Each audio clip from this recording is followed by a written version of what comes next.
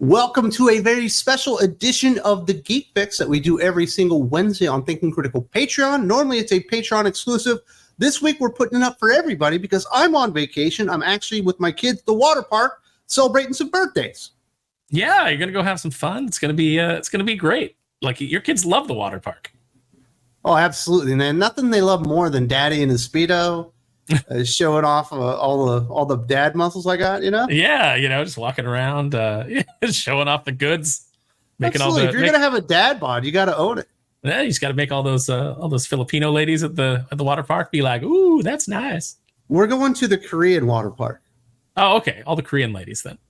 It's a water park specifically designed for Japanese and Korean tourists. So you're like the belle of the ball, right? Just white guy with dad bod. I'm 46 years old. I can't tan. I got the dad bod. I'm not the belle of anything other than my wife's eye, I think, at this point. But you got the fine beard. You got your good haircut back. You're rocking it. Absolutely, and we're going to rock it because we've got a lot of questions from the Patreon backers. If you're interested in the Geek Fix or maybe asking questions of Doc and all that kind of stuff, there is going to be a link in the video description if you're interested in joining the Patreon and backing us there with all the wonderful podcasts that we give you in return. Are you ready for the first set of questions there? I am. Let's go. What did they hit us with? First up is from Brandon Baker, aka Captain Cyclone. Aaron, what are some of your favorite custom figures you've created? That is a good question. I really liked. I did like a King Carnage, which was based off of the Fleer Trading Tops card, where Kingpin had the symbiote. I think they actually, if I remember correctly, they actually did a limited series too, where they gave him the Carnage symbiote. But it wasn't a super memorable story. But that Fleer card always stuck with me, where they were kind of like amalgamating two different Spider-Man villains, and so I really dug that one. So I did a King Carnage that I really liked. I've done multiple Mythic Legions characters that I've liked, just different orcs and goblins and things like that are kind of like original characters. Those have been really fun. Gosh, what else have I done? I've taken Iron Man figures and I've turned them into like the Sentinels from the X-Men Konami video game, so that I could have like an army of like regular size Sentinels. I've done that.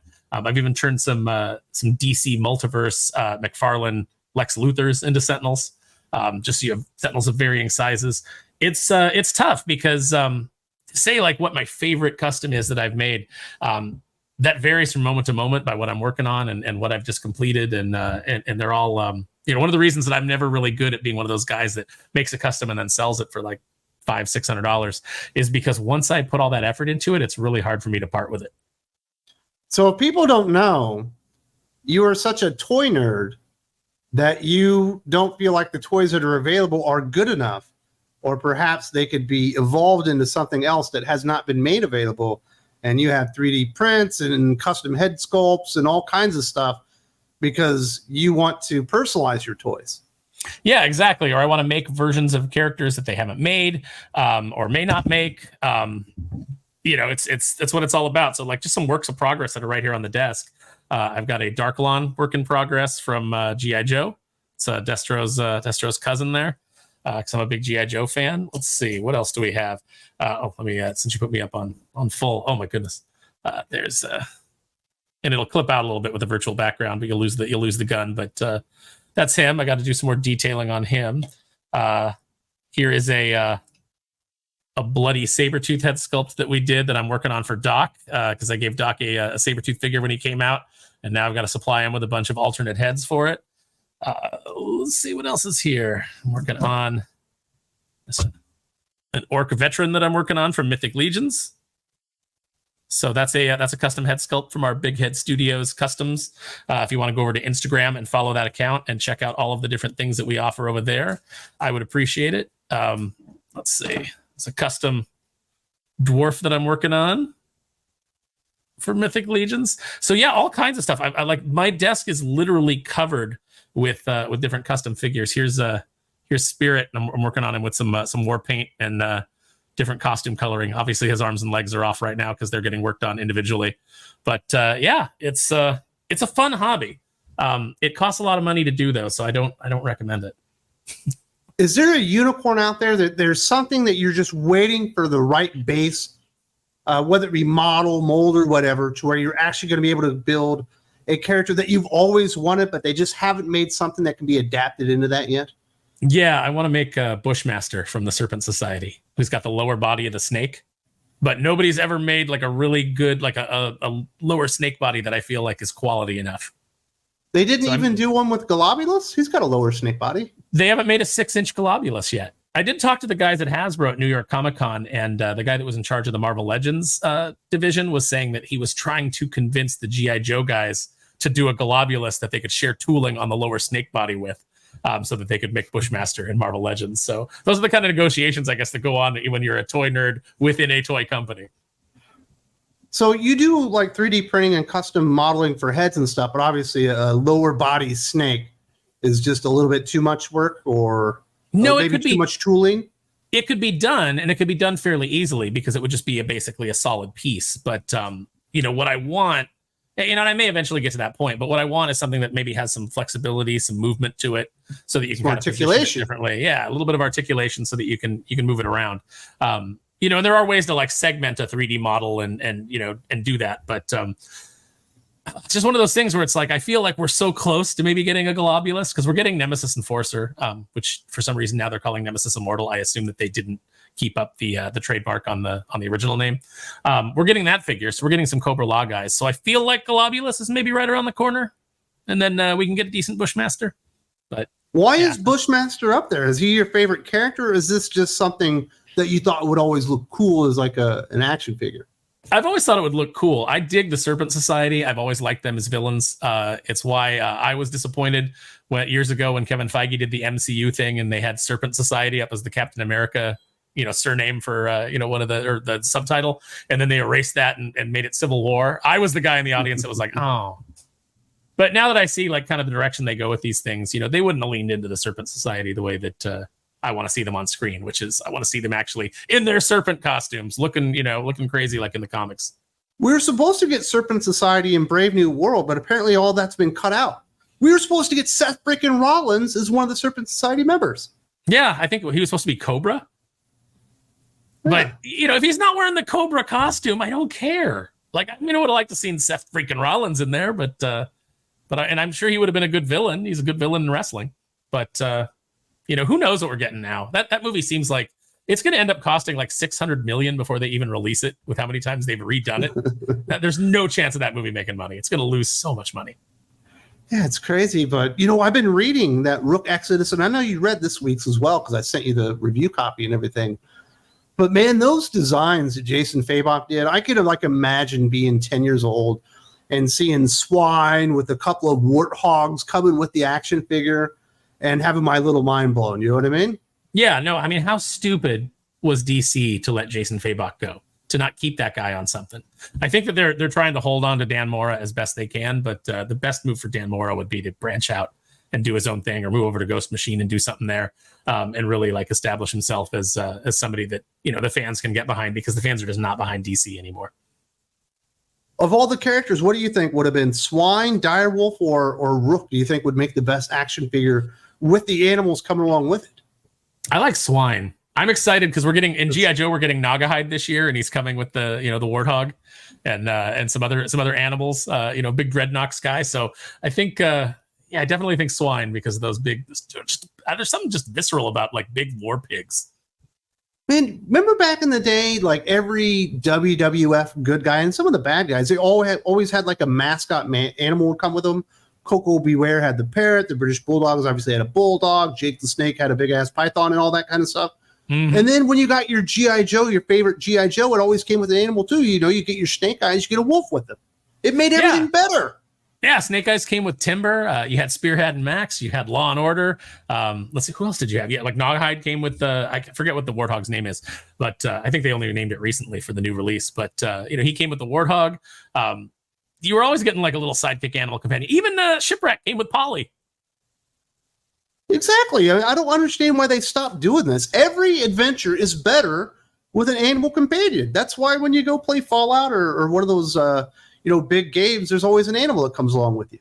I went and saw that Mark Wahlberg movie, Max the King, because it was about a dog that went along with this this team.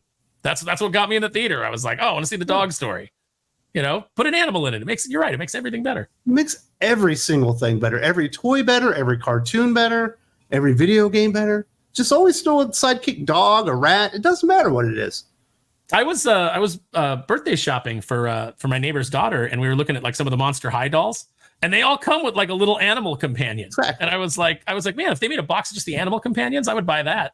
I'm not going to buy every one of these Monster High dolls to get the little animal, but I would certainly buy a collection of just the animals.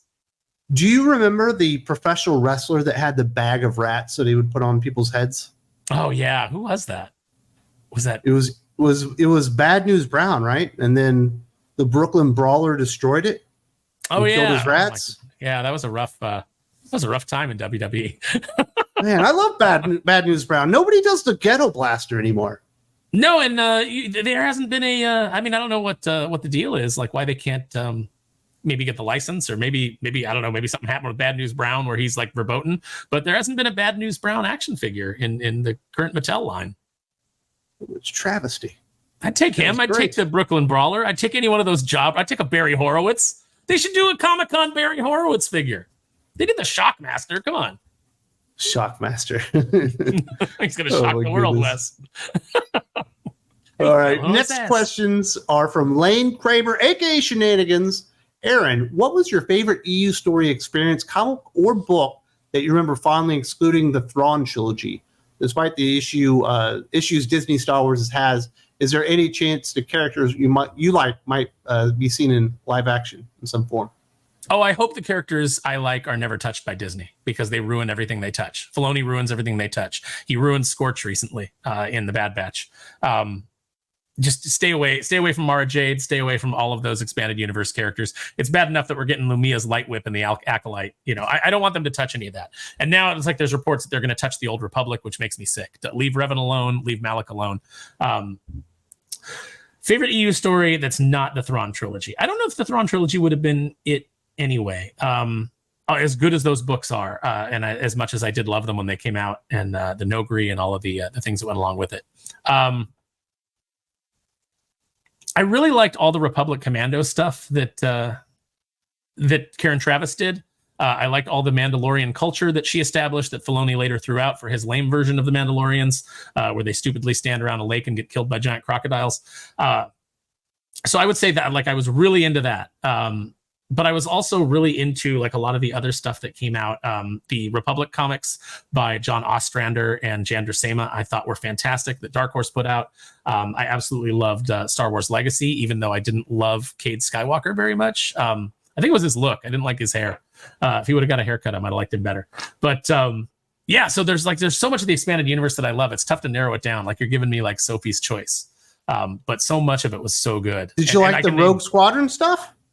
The Rogue Squadron stuff was great. All the Jason and Jaina stuff that came out of the Thrawn trilogy was fantastic.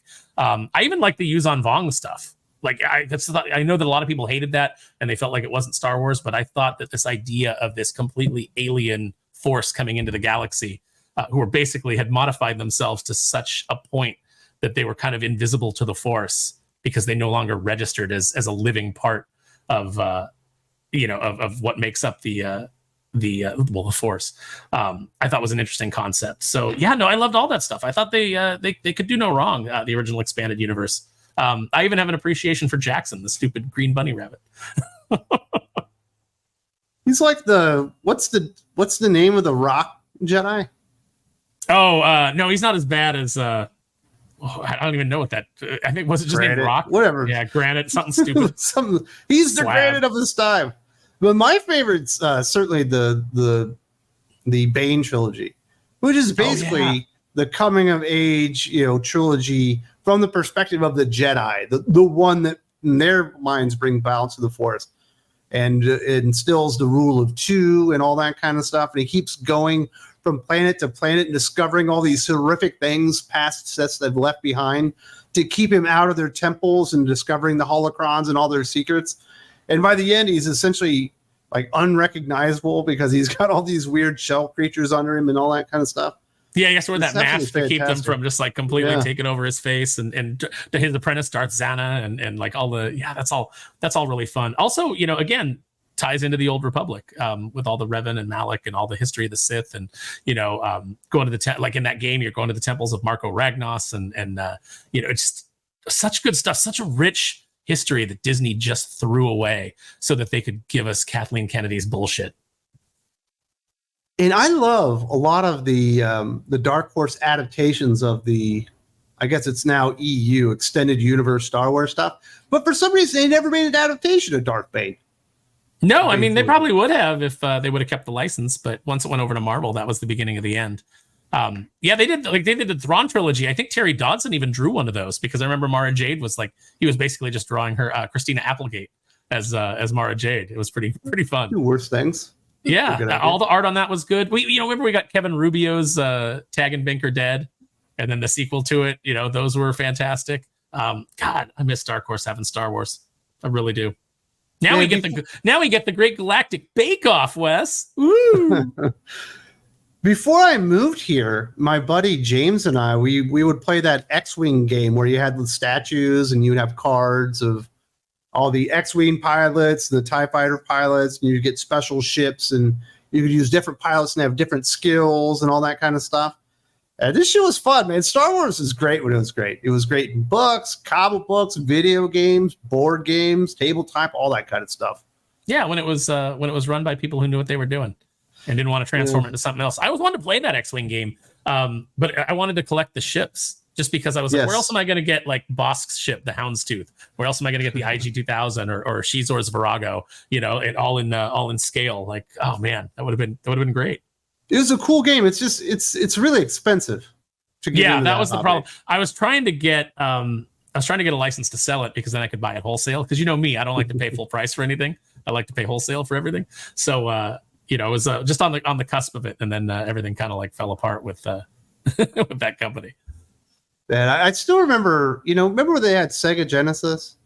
Yeah, which I still think is a better console than the Super Nintendo. But they had that Sega Saturn thing that turned it into a 64-bit system. Oh, the Sega CD. Yeah, Sega Saturn CD turned it into a 32-bit system. My bad. And they had that Star Wars like X-Wing type of game that you had in an arcade version. I would go and we would go skating and all that kind of stuff. You had there, and you would do and the run through the Death Star and all that kind of stuff. And I was so excited. I begged my grandma to get me the Sega CD add-on to Sega Genesis just for that game. And I finally got it. It played like crap. It was one of the biggest disappointments of my life. Wow. Did you march away saying, what a chip? Likely. What is this shit? Come on, Grandma. See, look at Grandma. It's like your grandma's fault. She's like, I bought you the thing. You're like, I thought you loved me. Why did you buy me the crappy one? Bought me a lemon. Right. I think it worked right. I think it was just a shitty game. Yeah, I mean, it's hard to adapt that thing for a home console, because in the game, in the actual arcade, you had the pilot sticks and the way that it moved and everything, and it's like trying to play that on a probably didn't translate well, and they probably just rushed it out. I've had a couple opportunities to buy that actual arcade game in my life, and every time I have not had the room to put it somewhere. And it's like, it kills me. You have a storage facility for all your toys. You can't fit a standing arcade system in there? I already have arcade systems in there. It's I am out of room. I'm out of room, and and I'm not getting another storage unit. I'm not doing it. Can't you just move out the original Mortal Kombat fucking standing arcade system and throw Star Wars in there? I could maybe get rid of the Aliens stand-up game. That one doesn't play very well. Aliens, is that the one with the gun? That was pretty good. No, this is the one where it's like the side-scrolling beat 'em up. That one's not as good. No, I would rather have the AVP game, if we're being honest. So you have your own home arcade system in storage for when you win the lottery and you buy a mansion or something? Yeah, for when I'm wildly successful. That when that day magically comes, I'll have all kinds of cool stuff already. So what arcade consoles do you have besides Predator? Okay, so I've got the Aliens one, not the Predator one. That's that one I would love to have. Aliens. I have Captain America and the Avengers. I have Marvel Capcom 2. I have what's the Missile Command. That one I just got super cheap. Like the guy was like It's 150 classic. bucks, and I was like, yeah, I'll take that for 150 bucks. You're damn right. I have Donkey Kong, and I have Frogger. You got some classics in there. You don't want the 4 top X-Men game? I do want that one, but I want the 6-player. I don't want the 4-player. Yeah, I want the 6-player. That thing was great. I'll get that one day. One day it will be mine. Nightcrawler is heads and tails above every other character in that game. That's who I would always play. Everybody always goes for Wolverine, and I'm always like, nope, Nightcrawler. Wolverine's great, but once I'm playing one of those side-scrolling combat games or whatever, I want somebody that's able to switch sides. So I want Nightcrawler bouncing around. I want Scorpion pulling people across the thing, or the blue one, the freezing guy, Sub-Zero. Mm-hmm. I haven't played Mortal Kombat in so long. Oh, you got it. A great game. I remember the first time I saw someone rip someone's heart out with Kano. I was like, I cannot believe this is in an arcade game. It feels like it should be rated R. Mm-hmm. I was I can't remember why, but I was on like the local college campus, and I'd gone into the little area to eat. And that's when I first saw Mortal Kombat. It's funny, it's like, I'm sure, Wes, you remember the moment that you saw your wife, and the moment when you first saw your kids born, but you also remember things like the first time I played Street Fighter, the first time I saw that game, the first time I remember, oh, you know what I need to get? Street Fighter sucks. Street Fighter 2 is where it's at. Street Fighter 2, yeah. Yeah, well, that's, nobody counts Street Fighter 1. Street Fighter is just Ryu, who else in a Ryu and Ken, generic ninja. Yeah, Yeki. See, why do I know that guy's name? But I do. I don't know why. And and Mike is the boxer character that looks like Mike Tyson, and that everybody thought was Balrog later, but apparently, according to Capcom lore, they are 2 different characters. I remember when I first saw Final Fight. Final Fight is one that I have, but it still pisses me off that they tore down the shakies that had it when I was a kid, when my brother and I would play it. Man, I love some shakies, man. They're putting a Raising Cane's there. They're putting a Raising Cane's there, which is, not a bad trade, but chicken tenders are great, but pizza's always going to be number 1, right? Mm-hmm. Although that Raisin Cane sauce is pretty good. It's zingy, it's zangy, tangy. Yeah, the Caniac sauce. Yeah, it's not bad. So, what's your favorite arcade game of all time then? I'm a big fan of X-Men versus Street Fighter. Love that game. Street Fighter, huh? Mm-hmm. But so I'd like to get that one eventually, and not the arcade 1-up. I want the real thing. Even though the arcade 1-ups are cool, and they like you can buy it and you'll get like the Punisher on there as well. Punisher, also a great side scroller. Yeah, so that's a big one. Favorite arcade game of all time. You know what? Which one I would like to own? Capcom did an Advanced Dungeons and Dragons side scroller beat 'em up. I would love to have. I don't know if it's my favorite. Again, this is one of those things that you can't go wrong with Pac-Man. No, Pac-Man's great. Fantastic. Have you seen the ones? Now, I don't know if you see this in the Philippines, but you can go to arcades now, and they have like Pac-Man games that are up on the big screen, and they're actually competitive, and you can, there's other Pac-Man in there, and you can actually eat them as well as the ghosts. That's not cool. Are you cannibals? It's kind of fun. I don't know if I like that, but you know what's gone leaps and bounds and so much better and so much cooler than they were when we were kids? Fucking pinball. Oh yeah, pinball's great. I liked pinball when I was a kid. It was fun. You do the Indiana Jones pinball and you're trying to get the big thing to come down and all that stuff. Get the boulder. But the ones nowadays have so much stuff going on. There's so much like interactivity with the player. Yeah, no, and there's all kinds of little bells and whistles, and they're fantastic. I mean, of course, we've talked before about how my mom was shacked up with a drug dealer when I was a kid. So at various times, people would pay off their drug bills with different items. So for a while, we had like a bunch of pinball machines in the kitchen. That's awesome. Dude, we had one that was called Mata Hari. That's the one with the like little soccer guys, right? Kicking the actual real ball. Oh yeah. Did you ever fill it with water and make it water polo? No. We got in trouble.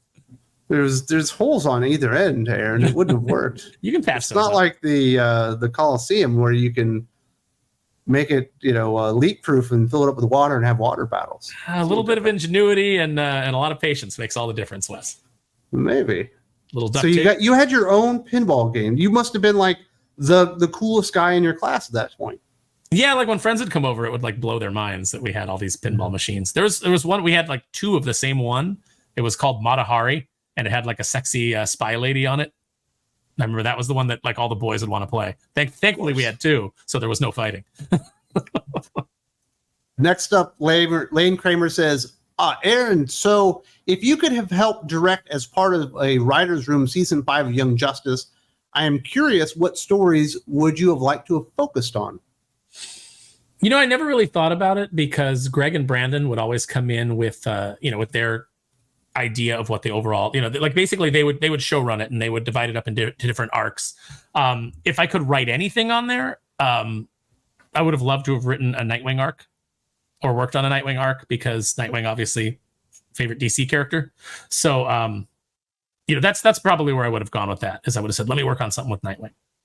Well, what would you have done? Would you have given him a 3-legged dog? Would he fallen in love? Maybe he would have gotten amnesia, forgot who he was. Yeah, and become Rick Grayson. Handle the Rick Grayson arc.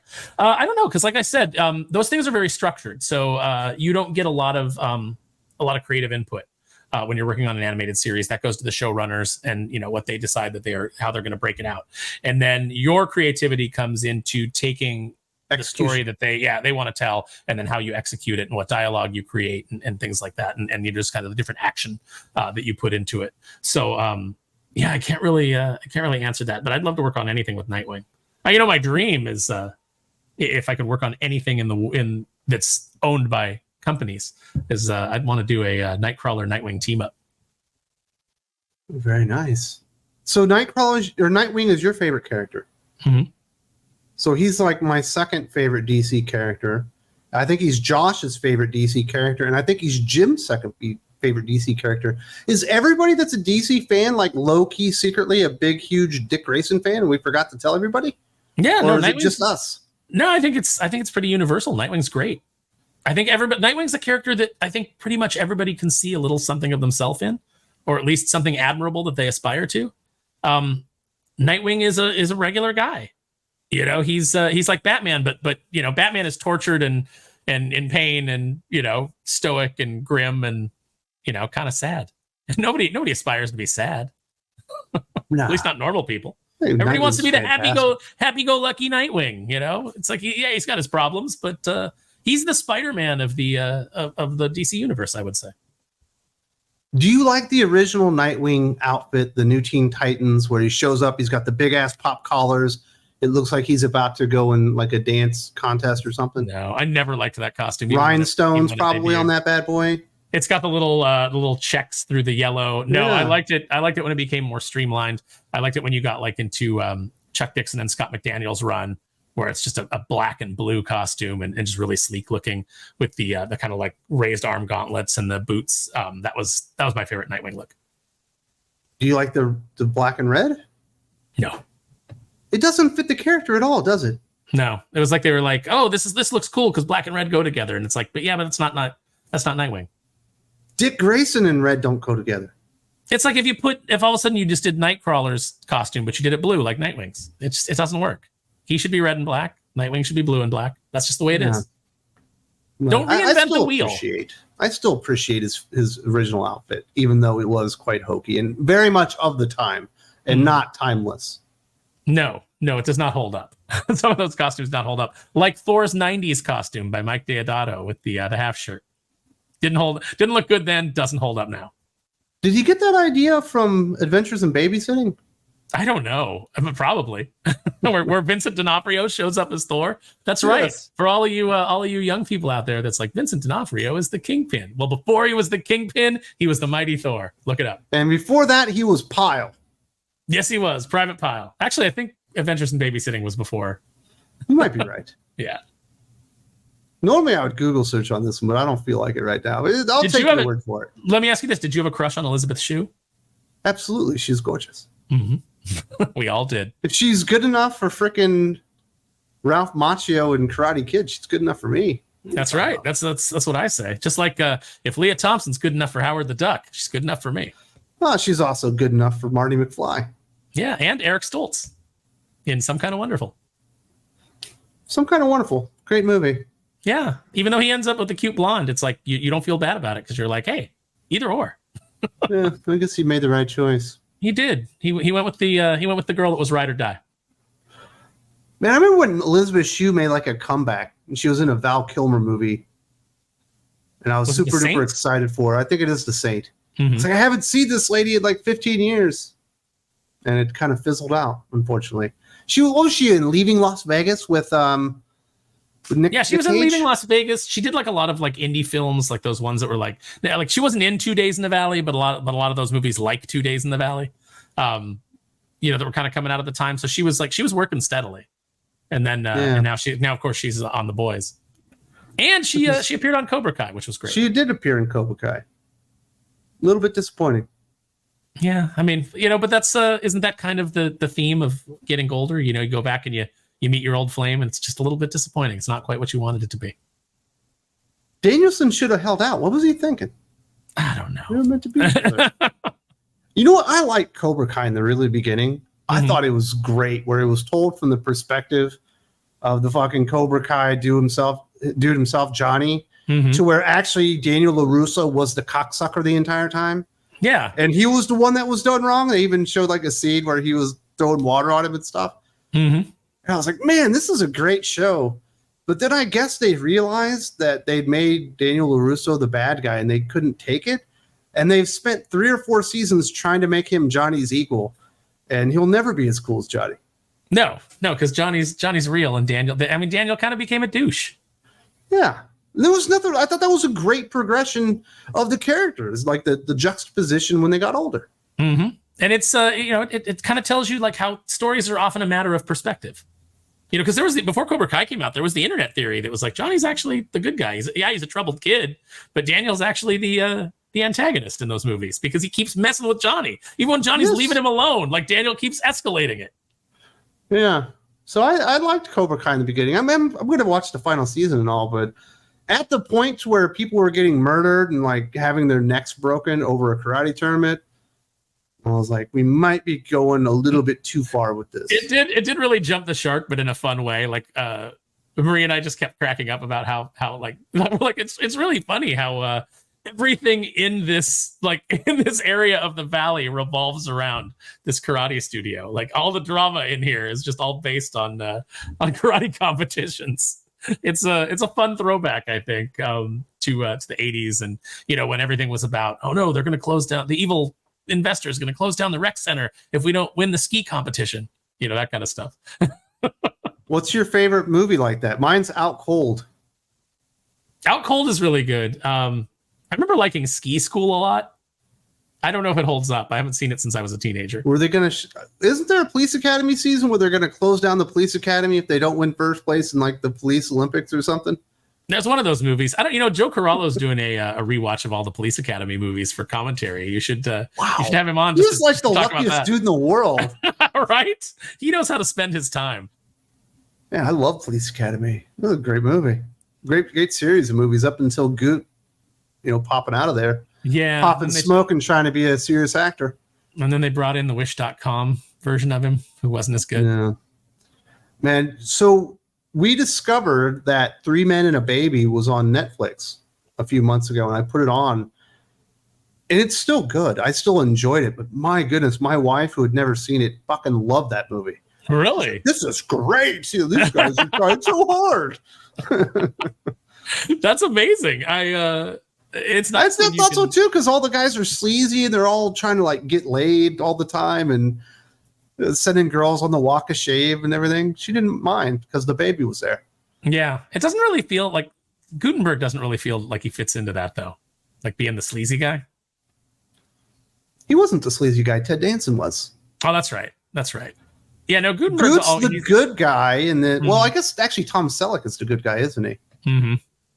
Goot's in the middle. Do you remember a movie with Tom Selleck called Her Alibi, where he's a writer and he ends up meeting this Russian girl and falls in love with her? She's played by Polina Podeskova, and that's a really good movie. I gotta go back and watch that. I've not seen that one. It's a good one. There's some spy intrigue. The question is like whether or not she's like she's using him to get a visa, or whether she really likes him, or what's going on with her. And then they're like coming in, they're like, oh, she's a spy, and she's just using you. And so the question is, is that true? But I remember enjoying that a lot. Next up, Marvel 2099, aka Future Flare, has a question. Aaron, in the 90s, you had action figures aimed at kids from movies that kids couldn't watch. Had Terminator figures at 10 years old. Now they make action figures of everything. Marvel's Katie. So were action figures better in the 90s? They were great in the 90s. I mean, I'm not gonna say that. I'm not gonna take anything away from them, but I will say that it's the golden age of action figures right now. You can get really high quality action figures of most of the things that you love, and most of them are in compatible sizes. So if you want your X-Men to fight against, fight alongside John Connor in the Skynet future, you can do it. If you want to combine Skynet with the Sentinel program, and and have that all laid out, and you're a kid and you want to do that with your imagination, you can do it. You want G.I. Joe to fight Terminator, you want RoboCop to be on the G.I. Joe team, like whatever you want, they're all in compatible scales and they're all of compatible quality. So it's really fantastic. Even the stuff that's not of compatible quality, like we've talked about it before about how Masters of the Universe is Masters of the Universe is doing the Origins figures style, like the Origins style turtle crossover figures. With a little ingenuity, you can put them on some Masterverse bodies, and you can make them tie into your 6-inch action figure collection. So there you go. There's the Skeletor. Does that one glow in the dark? Scott, I feel like it does. I haven't tried it, but it definitely glows under a black light. I can tell you that much. How much marijuana are you smoking, Aaron? What, a fucking black light? I had to get a black light because everybody was telling me. Everybody, and by everybody I mean Yule. Yule was telling me that we need to turn the Kenneth Rocafort cover into a black light poster, and so I went and I got a black light. That checks with my theory. Well, we know Yule's smoking the marijuana. We know he's dancing with Mary Jane. He's got a license. It's got to be medical. I don't like. I'm no judgment here. He's got glaucoma or something. Mm-hmm. He runs a comic book store, all right? He needs it. Yeah. He needs it so his blood pressure doesn't go through the roof every time he sees what Marvel and DC are soliciting. I would say you say it's the golden age of action figures today for you and your place in life. But if you were 10 years old, it would absolutely suck because all this stuff would be unattainable because it's so fucking expensive now in comparison to where it used to be. Before, you could go and mow a lawn and get you a G.I. Joe. Yeah, the original line of G.I. Joe, I don't know if this is apocryphal or if this is true, but I remember reading years ago that when they sat down and they designed that first wave of G.I. Joe figures, they calculated out what the average allowance was for boys of a certain age, and then was like, okay, so within the course of like 6 months to a year, if that was your allowance, you could buy every single piece of the G.I. Joe collection. Yeah, I imagine the allowance was $2 back then. Yeah, something like that. You were making $2? Damn. Yeah, if I behaved and I did all my chores and stuff, I didn't get it often. $2 about right. I had a friend whose mom would always overpack his lunch, and so he would split his lunch with me, and then I would save my lunch money. And after a couple of days, I could go over to I could go across the parking lot, my mom's work, to the Gemco, and buy some G.I. Joe figures. Exactly. You could buy a G.I. Joe for 2 days worth of school lunch money. Nowadays, that G.I. Joe's $30. Yeah, you can't get 2 school lunches for $30. Nope. Although, hey, 6 or 7 lunches. Biden's working on it. He's working. He's doing as best as he can. So, do you remember the original G1 launch of G.I. Joe? What was the entire line? Okay, so the entire line was, if I remember correctly, the Mobat, the Vamp. You had figures of Flash, Zap, Grunt, Short Fuse. I think you had the Mobile Missile Command with Hawk. You had the Jump Jet with Grand Slam. A Cobra Officer figure, a Cobra Trooper figure, and Cobra Commander. You're missing somebody. Am I missing somebody? You're missing Stalker. Stalker and Snake Eyes. Stalker and Snake Eyes. My two favorites. Yeah, what's going on with you, Aaron? I was trying so hard to remember all the lower tier guys. Yeah, that. So on G1, what's your favorite action figure? My favorite action figure, so Flash was my first, and I bought him I chose him because he had the cool gear. His laser rifle pack kind of looked like a jetpack. He had the little visor that flipped down. You know, he had a laser rifle. Laser rifle trooper, Anthony Gambello, Flash. And so I was like, oh, this guy's cool. So I bought him, and I bought a Cobra Trooper because he needed somebody to fight.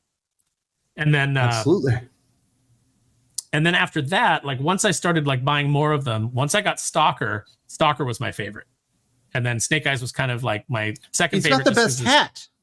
He's got the best hat, and he had the cool camo pattern. And in order to put that camo pattern on Stalker, that's why Snake Eyes was an all black figure.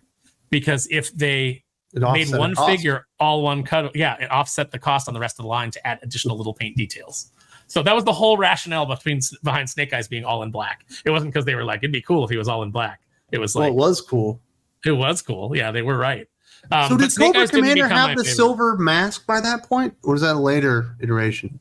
Well, in the original comic, like I think he wears the hood more, but the original the very first Cobra Commander figure, which I think he might have had to send away for, if I recall, he had the silver mask, and then he had a weird Cobra. The Cobra symbol was like weird. It looked kind of like they call it the Mickey Mouse symbol now because it wasn't like fully, it wasn't designed the way that they ended up, with the final design. Yeah, like Tunnel Rat obviously is my favorite GI Joe figure of all times, but certainly in your Generation 1, you're going Snake Eyes. Mm-hmm. Ninjas were fucking hot, dude. But see, we didn't know he was a ninja because in the original he was just commando, and then they said like he had some training here and there, but we didn't really get all the ninja stuff until like the second version of Snake Eyes. By the time the comic book really started to get into that, past actually it wasn't really until like issue 21 that we learned about the ninja connection when they first introduced Storm Shadow. And I was the first kid at my school. Larry Hama. Yep. Silent interlude. I was the first kid at my school to find the Storm Shadow figure, which we didn't even know existed at the time. I just walked into Sears and there he was. Storm Shadow was awesome because he came with a bow and arrow, right? Yeah, but he had the pack with the arrows. He had the best bow, accessories. Pair of nunchucks and 2 swords that went into the into the backpack. He's like, what is this? It's like it's everything you wanted plus. Mm-hmm. Yeah, Snake Eyes is another great design. Yeah, and that second Snake Eyes came with Timber, so that was like the beginning of the animals coming with the figures. Yeah. All right, next up, Brandon, aka the Midnight Phantom, asks, what character in the big two would Aaron like to write the most? You would think because Captain America is my favorite character that would be it, but sensibility wise, I think that I would want to write the Guardians of the Galaxy. I thought he was going to be Not Just Ek or whatever that book was. No. Now I've always said that like I would love to, if they said like you can have any book at Marvel, like, what book would you want? I would always said I thought the greatest challenge would be either Captain Marvel or Miss Marvel. See that if I could reinvent those characters and make them sell, make people actually like them, if I could tell compelling stories with them and revamp them to the point that people didn't hate their guts. That would be the biggest challenge. So I like the idea of that. But if I could write anything, probably Guardians of the Galaxy. What's your team? I would be the team from the movies. I like Drax. I like Groot, Rocket, Star-Lord. You mean Dan Abnett's team? Yeah, from the comic books? Team. Mm-hmm. The ones that they stole it from? Yep. What are you giving James Gunn the credit? That's a Dan Abnett coming up with. But like there were other characters in there too, right? Like James Gunn narrowed it down. Like because I remember Jack Flag was on the team. I'd probably use Jack Flag. I always like Jack exactly. Flag. It'd be better that way. Mm-hmm. Well, I would go with because I really liked the Dan Abnett Cosmic. When he took over the Cosmic line and really revamped it with Annihilation and all those crossovers that they did, I was super into it. And I like those characters. But I would have a little bit of the James Gunn sensibility as far as the humor between the characters, which I don't think Dan Abnett had as much of. Dan Abnett's a really good writer, though. He made Aquaman cool. He's kept Warhammer alive, man. Yeah. So who's your Guardians of the Galaxy team fighting? Just every cosmic threat, from Annihilus to Blastar to everybody from the. I don't think they're going to stand up to Galactus. Did I say Galactus? I said Annihilus, right? Or did I say Galactus? You said Galactus? cosmic threat. Every cosmic threat. Oh yeah, but you can do a Galactus story. Come on. Oh wait, is Galactus even? You can't cool do anymore? Annihilus. Dan Abnett already did Annihilus. Yeah, but you just do a new take on Annihilus. You give Annihilus a new plan. There's a beautiful Annihilus figure coming out from Diamond Select, by the way. And even comes with a little minifigure of him without the cosmic control rod, where he's just a weird little bug dude. Very nice. Is there a specific cosmic villain that's your favorite? That's tough. No, I don't think there's one. I don't think there's one that's my favorite. I always like the the interplay between the Kree and the Skrull. I think that's some of the best Silver Surfer stuff, is where he was like kind of caught in between their conflicts. I really love Ronan the Accuser. I really love the Super Skrull. I think that Dan Abnett did really great things with both of those characters and fleshed them out more. So I'd probably definitely use them. I might even. Would you use the girl version of Ronan? It's green? No. Ronan the Accuser. I might use Hala the Accuser, who was in the Telltale video game. I liked that character. And what's Thanos' son? Thane? I wouldn't use him. He's pretty good. Nah, I don't care. He never resonated with me. It's a challenge. I always preferred Jim Starlin's version of Thanos when he burned a nebula and said, ridiculous to believe that Thanos would sire any progeny. Yeah, but Jim Starlin's version of Thanos also like took a nap and lost the Infinity Gauntlet to Nebula while she was crazy. He didn't take a nap. He was thinking of cosmic things, and he forgot that his body. Okay, he was meditating. Whatever, man. Put himself in a coma. Taking a nap. You make it sound like he's like.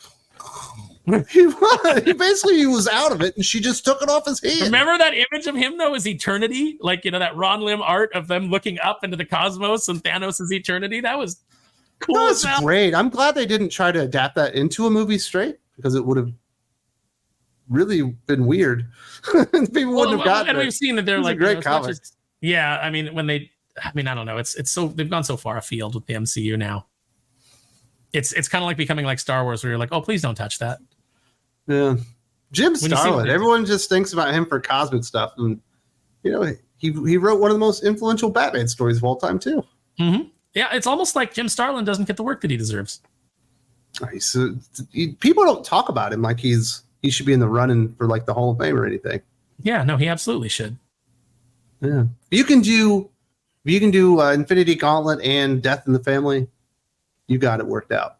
You know what they need to do is maybe he needs to join up with guys like Art Taber and Aaron Lopresti and create his own property and put it out through crowdfunding. I'd love to back something that Jim Starlin wanted to do.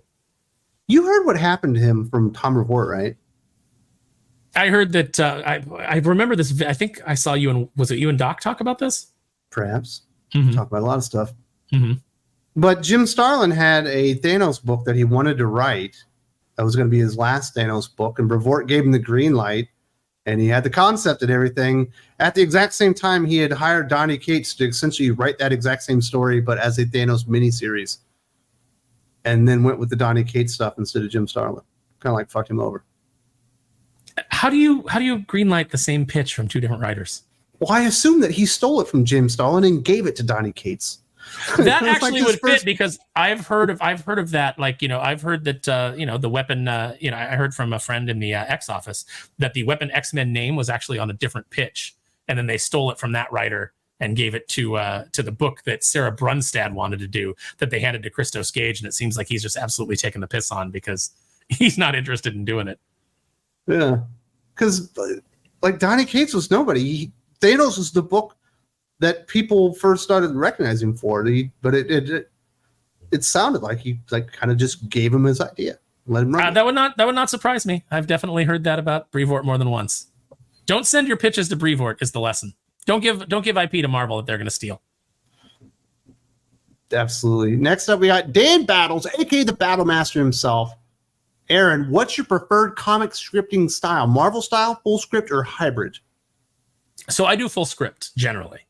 And that's so you're one of those like super duper, like, what do they call it when somebody's over you and micromanager? You're a micromanager? No, I don't micromanage, but I try to give the artist as much information as possible so that they can kind of like realize what it is I'm trying to get across. But my scripts always come with the caveat that if you have a better idea of how to convey this information, how to lay this out, you have the option to move things around and change it up. Because I have a very like specific kind of like directorial mind when I'm talking about the way that I want things to look. I will even send, if the artist requests it. And sometimes when you're dealing with artists where English is their second language, doodles? This is helpful. No, I don't do doodles. What I do is I actually will get action figures out and I will pose them and then take the picture from the angle that I want the shot and send that. That's for the artist, right? That's not for you. That's for the artist. Yes. Yeah. That's not, you get nothing out of playing with your toys. I don't know what you're talking about, man. It's just purely academic.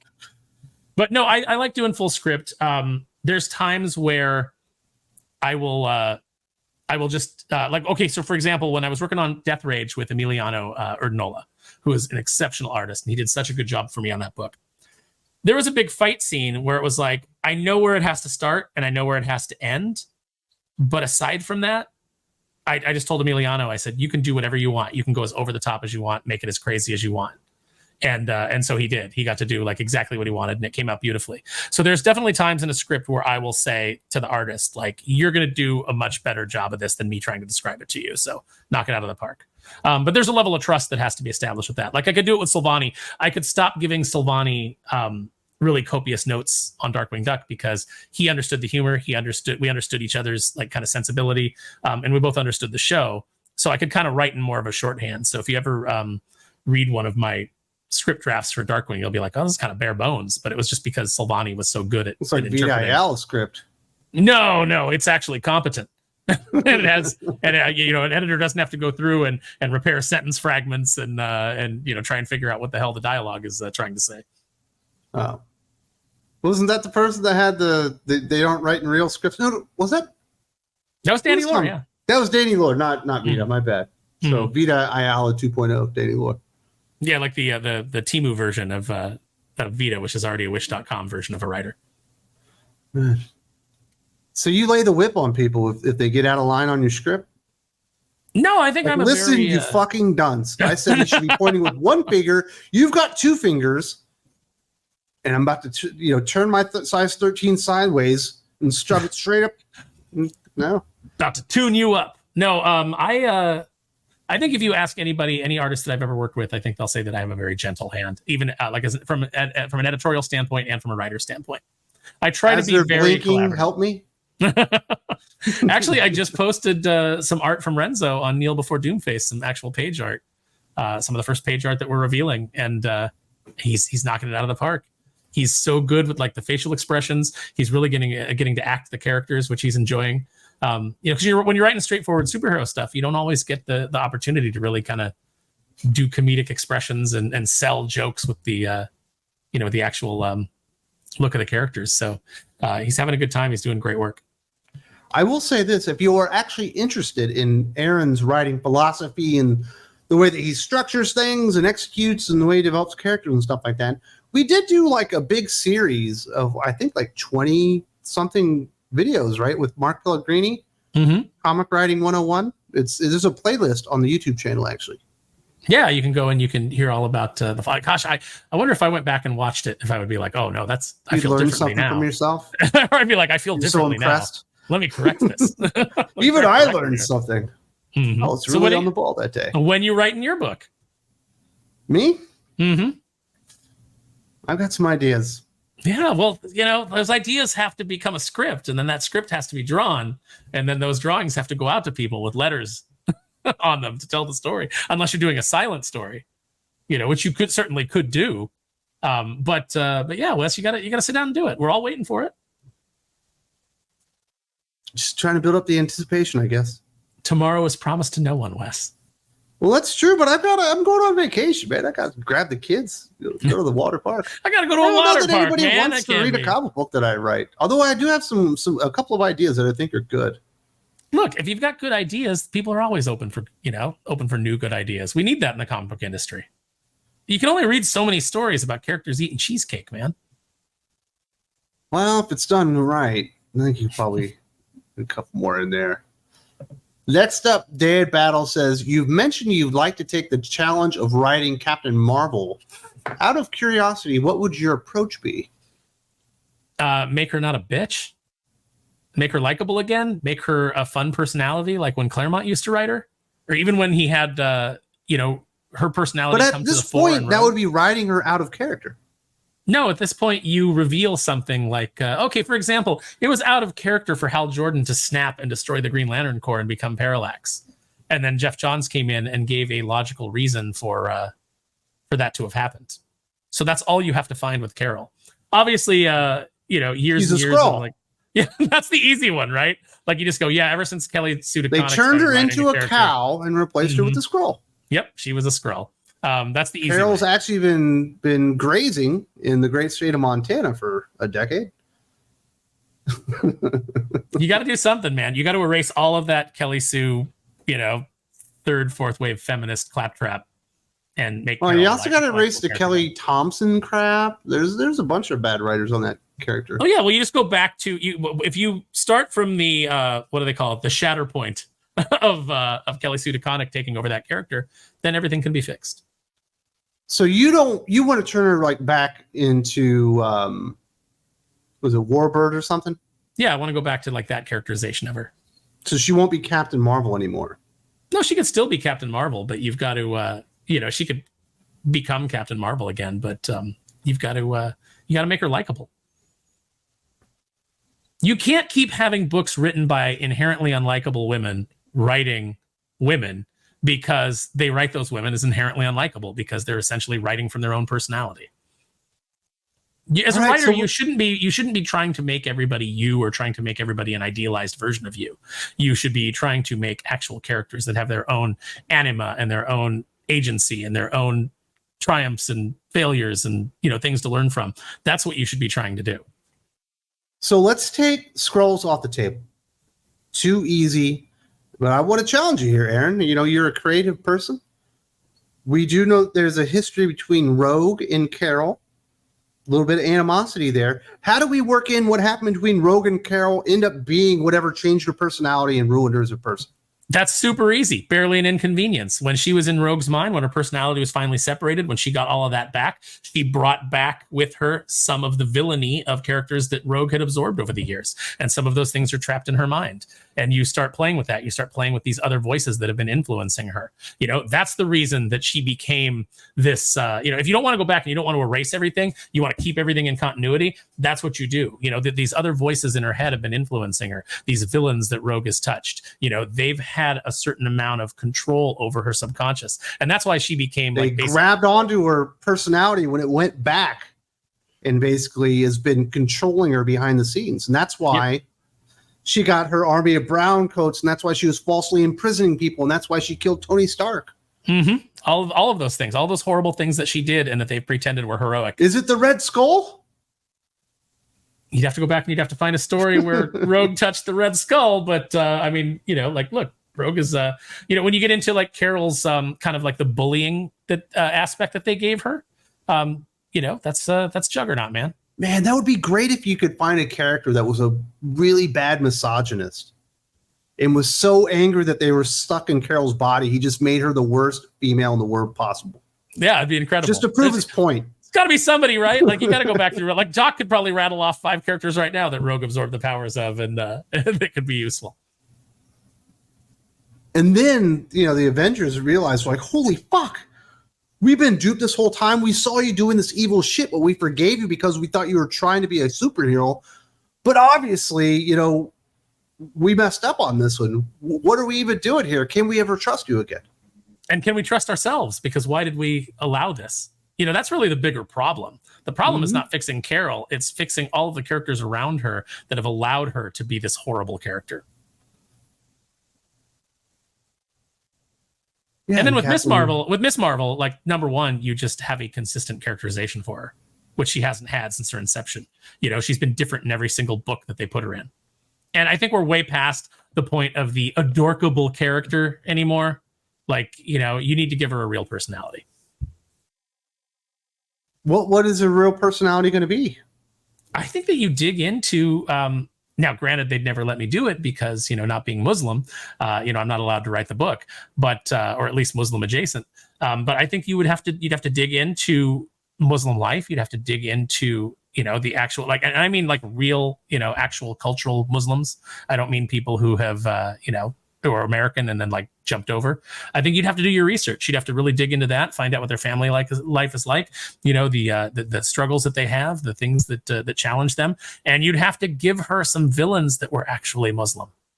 You know, you'd have to tackle the fact that she's Muslim in a world where there are radicalized Muslims, just like, you know, with any character. You know, with Daredevil, he's Catholic.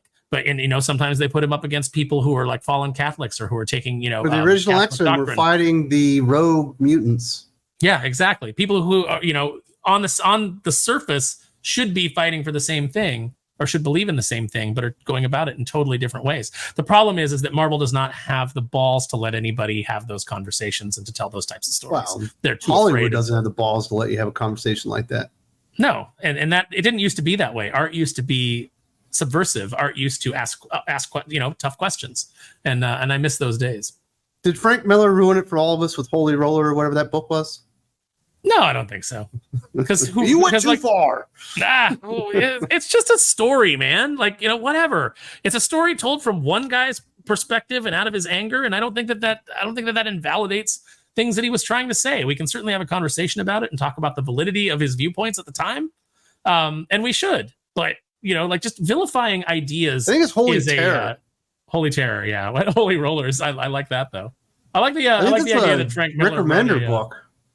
I like the idea that Frank Miller wrote a book about a roller derby team that was Christian, the Holy Rollers, or Catholic. Well, they could be a bowling team, even really. Yeah, they could. Yeah. What about a curling team? Would you read that book? I don't think you roll it when you curl. What if Daniel Warren Johnson wrote it? Would you read it? Like, do you curl a rock or do you like throw a rock? I don't know. Or do you pitch it? I don't think you roll it because it doesn't roll. It slides. You'd have to get somebody on here more Canadian than I to answer that question. Well, who's more Canadian than Aaron Sparrow? I mean, almost everybody. Doc is from Pittsburgh. That's almost Canada. That's close to Canada. I mean, I have Canadian family. Part of my family. Dylan's actually from like Seattle. That's pretty close to Canada. No, He's probably gone up there to get some Molsons when he was under 21. Yeah, to go up there and get some of that fine maple syrup. I hear that they just like put taps right in the trees, and you can just go up and just like get yourself a big jar of maple syrup and chug it down. Good times. I thought you just got like if you move to Canada, you become a citizen. They just put you in flannel. And you get a moose. You get a moose mount. Yeah. Yeah. My grandfather on my dad's side was a Mountie, apparently.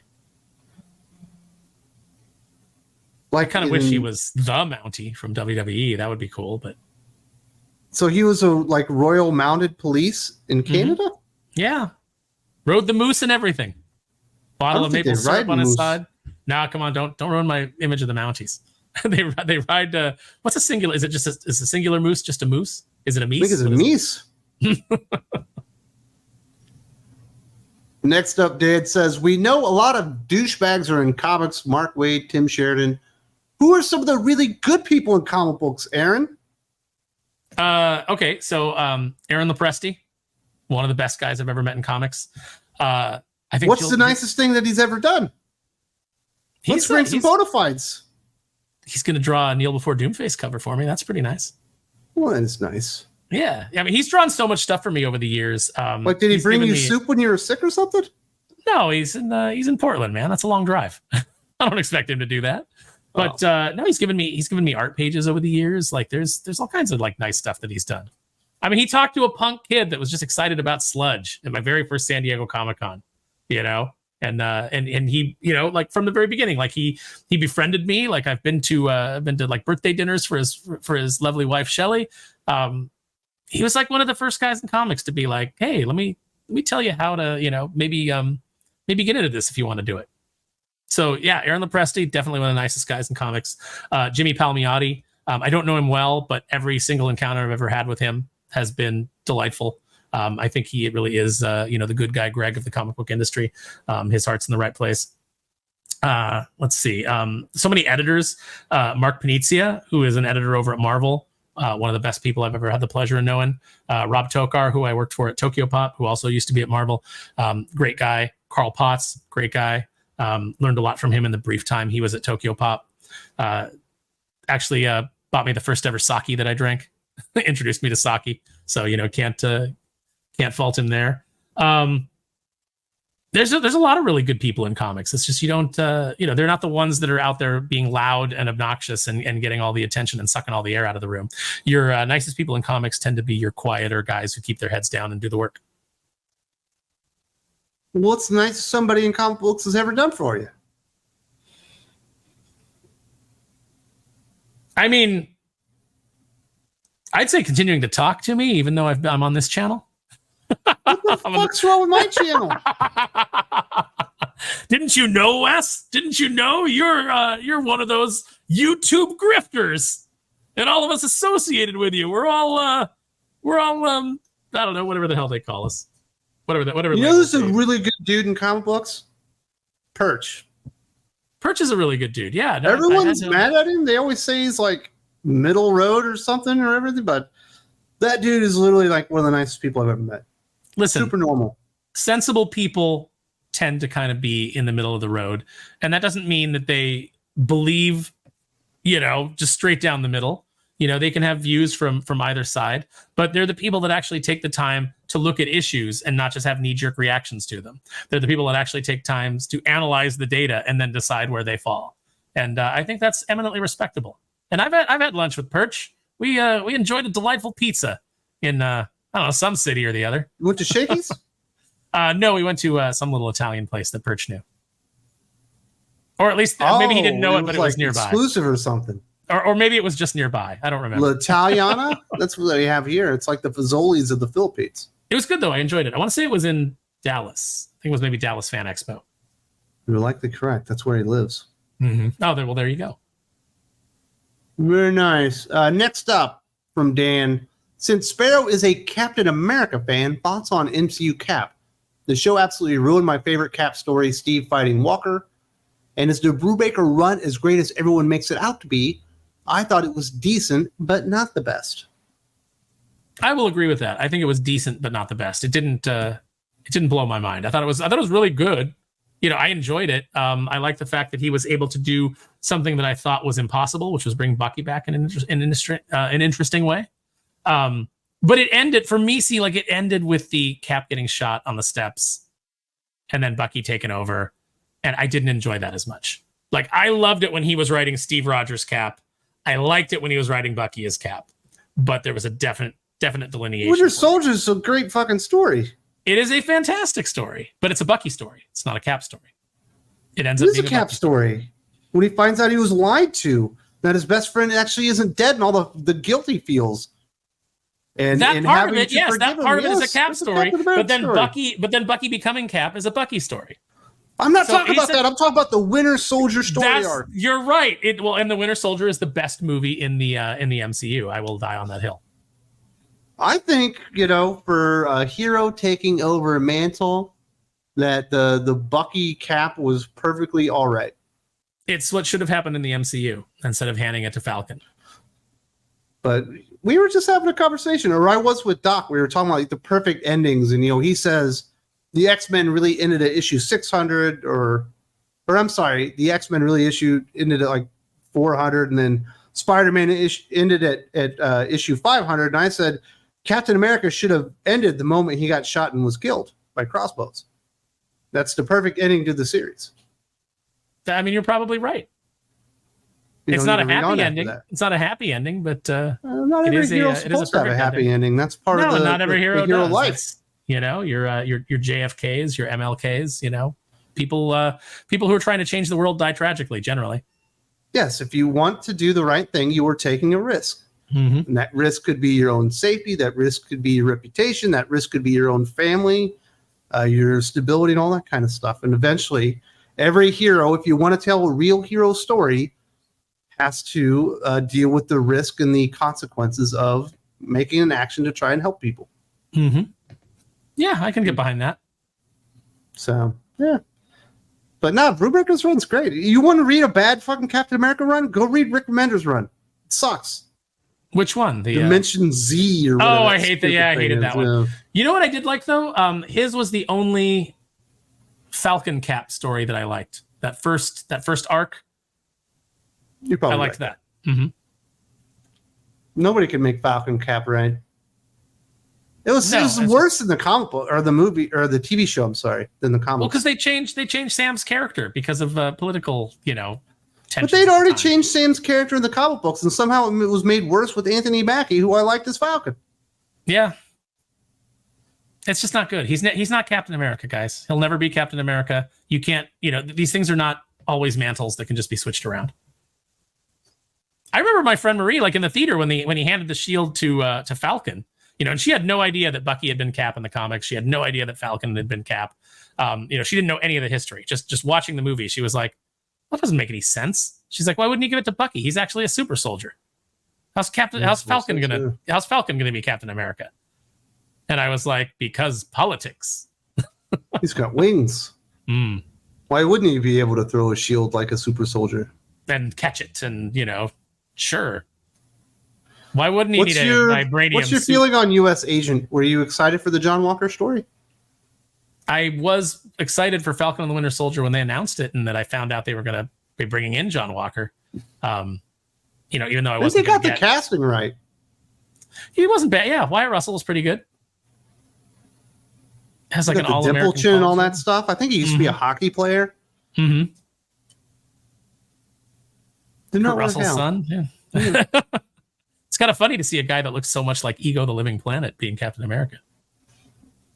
But you were definitely supposed to hate him in the show, but like everything that he did made sense, even if he was angry while he was doing it.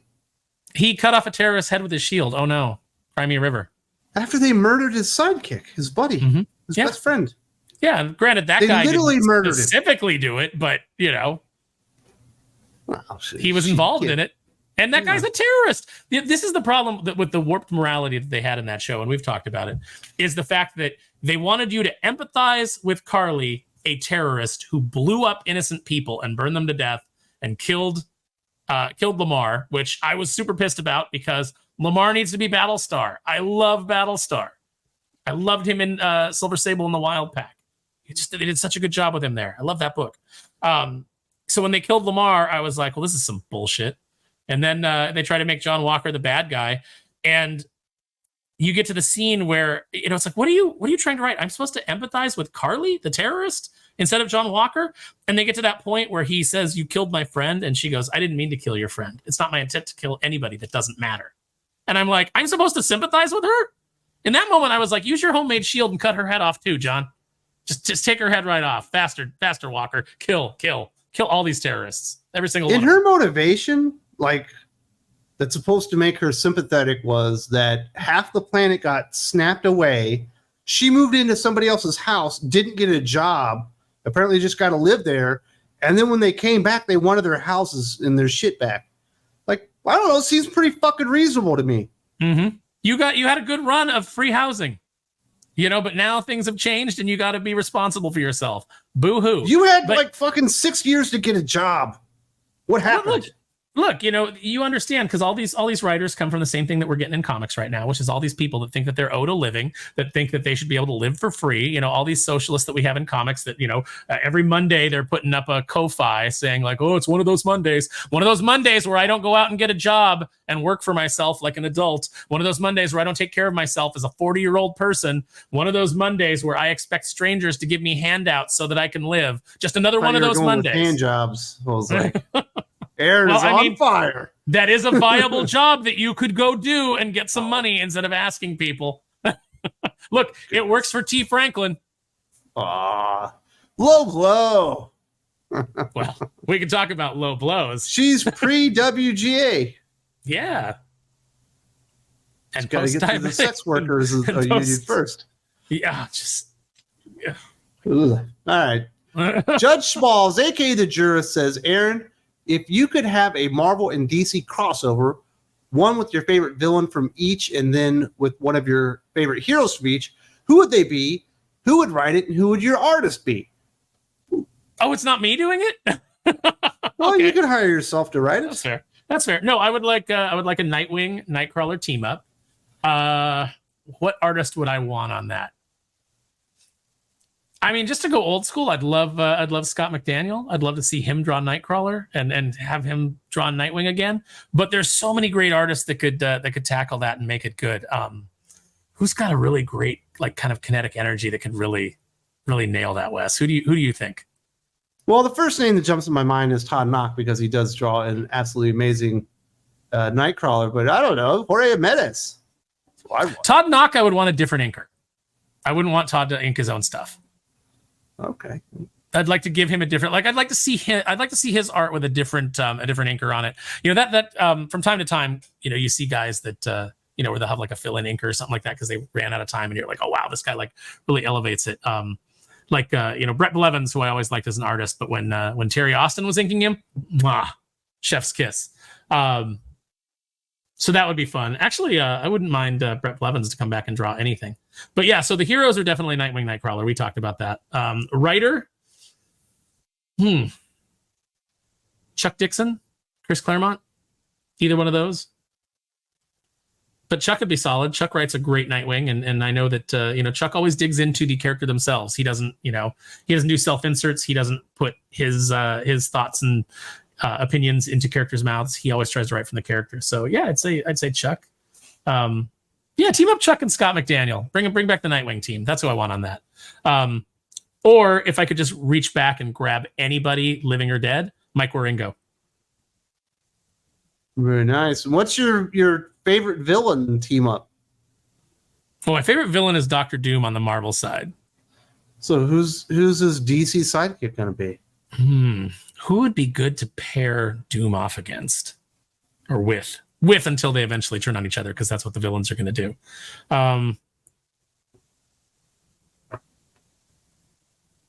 Maybe who's in charge of Gamora? Amanda Waller? Doom and Waller? Maybe she can be in charge of him. Oh yeah, she could boss him around. That'd be great, right? Yes, that'd be perfect. No, maybe Doctor Doom and Brainiac. Black Adam. That's the one. Oh, you're right. Well, you know what? That gets into like Doom Uniting the territory. Kingdoms. Yeah, and it kind of like has that same Doom Namor vibe that we used to get back in Supervillain Team Up. That's a good suggestion, Wes. I'm going to go with that. There you go. Very nice. Who's your favorite Doom artist? Who makes the best Doom? Is it Byrne? Byrne draws a great Doom. Lepresti draws a great Doom. Ron Frenz draws a great Doom. But who is my favorite Doom? Actually, Jim Lee draws a great Doom. Did you get to read Doom #1 from Hickman and Sanford Green? I have not. I hear it's blowing up, though. Overwhelmingly suggest that you do. The Sanford Green art is just... Oh, no, wait. No, I did read that first issue. I'm sorry. I did, yes. The only issue, it's a one-shot. It's basically Doom the End. Mm-hmm. It's fucking great, wasn't it? Yeah, no, Sanford Green is also a super nice guy in comics. He's not a diva?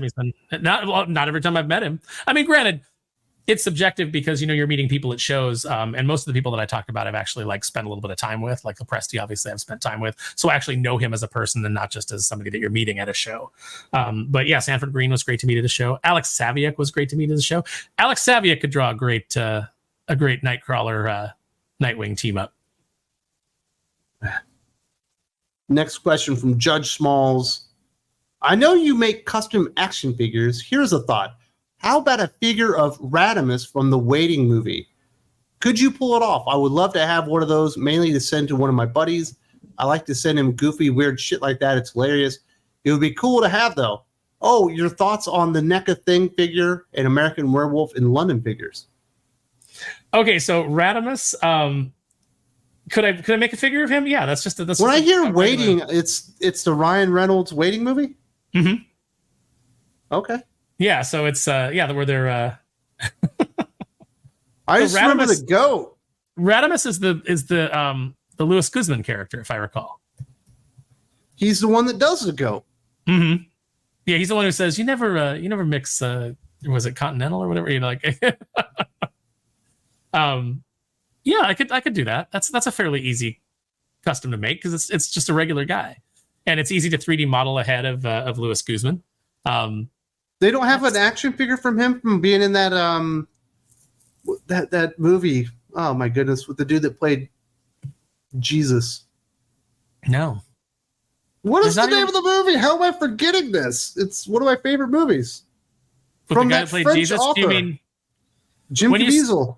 Okay, so Jim Caviezel was in a movie with Louis Guzman by a French author, and that movie is what? Is the Dumas. It's the French fucking author. How am I forgetting this? I'm feeling so stupid. It's about a man that's set up by his rival. And it's got Napoleon in it, and he comes back for revenge and tries to ruin his life. How am I not remembering the name of this movie? I don't know. Is it called Radimus? No. All right, then Louis Guzman. The Count of Monte Cristo. Oh my goodness, I can't believe I can't believe that I didn't think of that either. Like I was just blanking on it. Yeah, only one He's of the in most that movie. They had only one of the most important right? story, only one of the coolest stories ever told. No, they never made any action figures for Count of Monte Cristo. Why not? That movie is awesome. But they don't do stuff like that. Like he didn't even get a Gomez Adams from the Wednesday show. They make almost no merch from that Wednesday show, if you can believe that. I don't think they expected it to be the hit that it was. Because they had nothing prepared.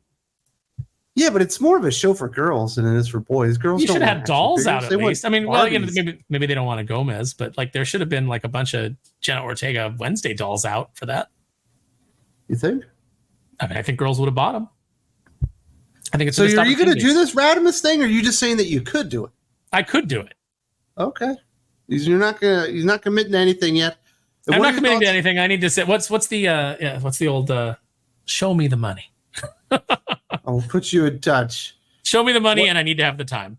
What's your thoughts on the NECA Thing figure and American Werewolf in London? Love them both. I bought the wolf already. I don't have the Thing figure. Oh wait, if we're talking McCready, I have the McCready figures. I don't have the figure of like the dog where the Thing is, bursting out of it, and I don't have that. You don't have every figure.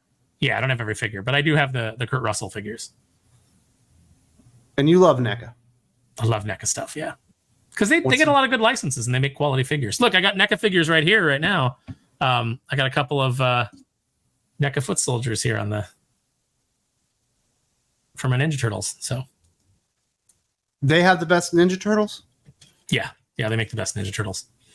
I'll also give a shout out to Super Sevens because they do the Playmate style turtles, but in much better, like much more detailed, much more posable than the old Playmates figures that Playmates keeps recycling from the 80s.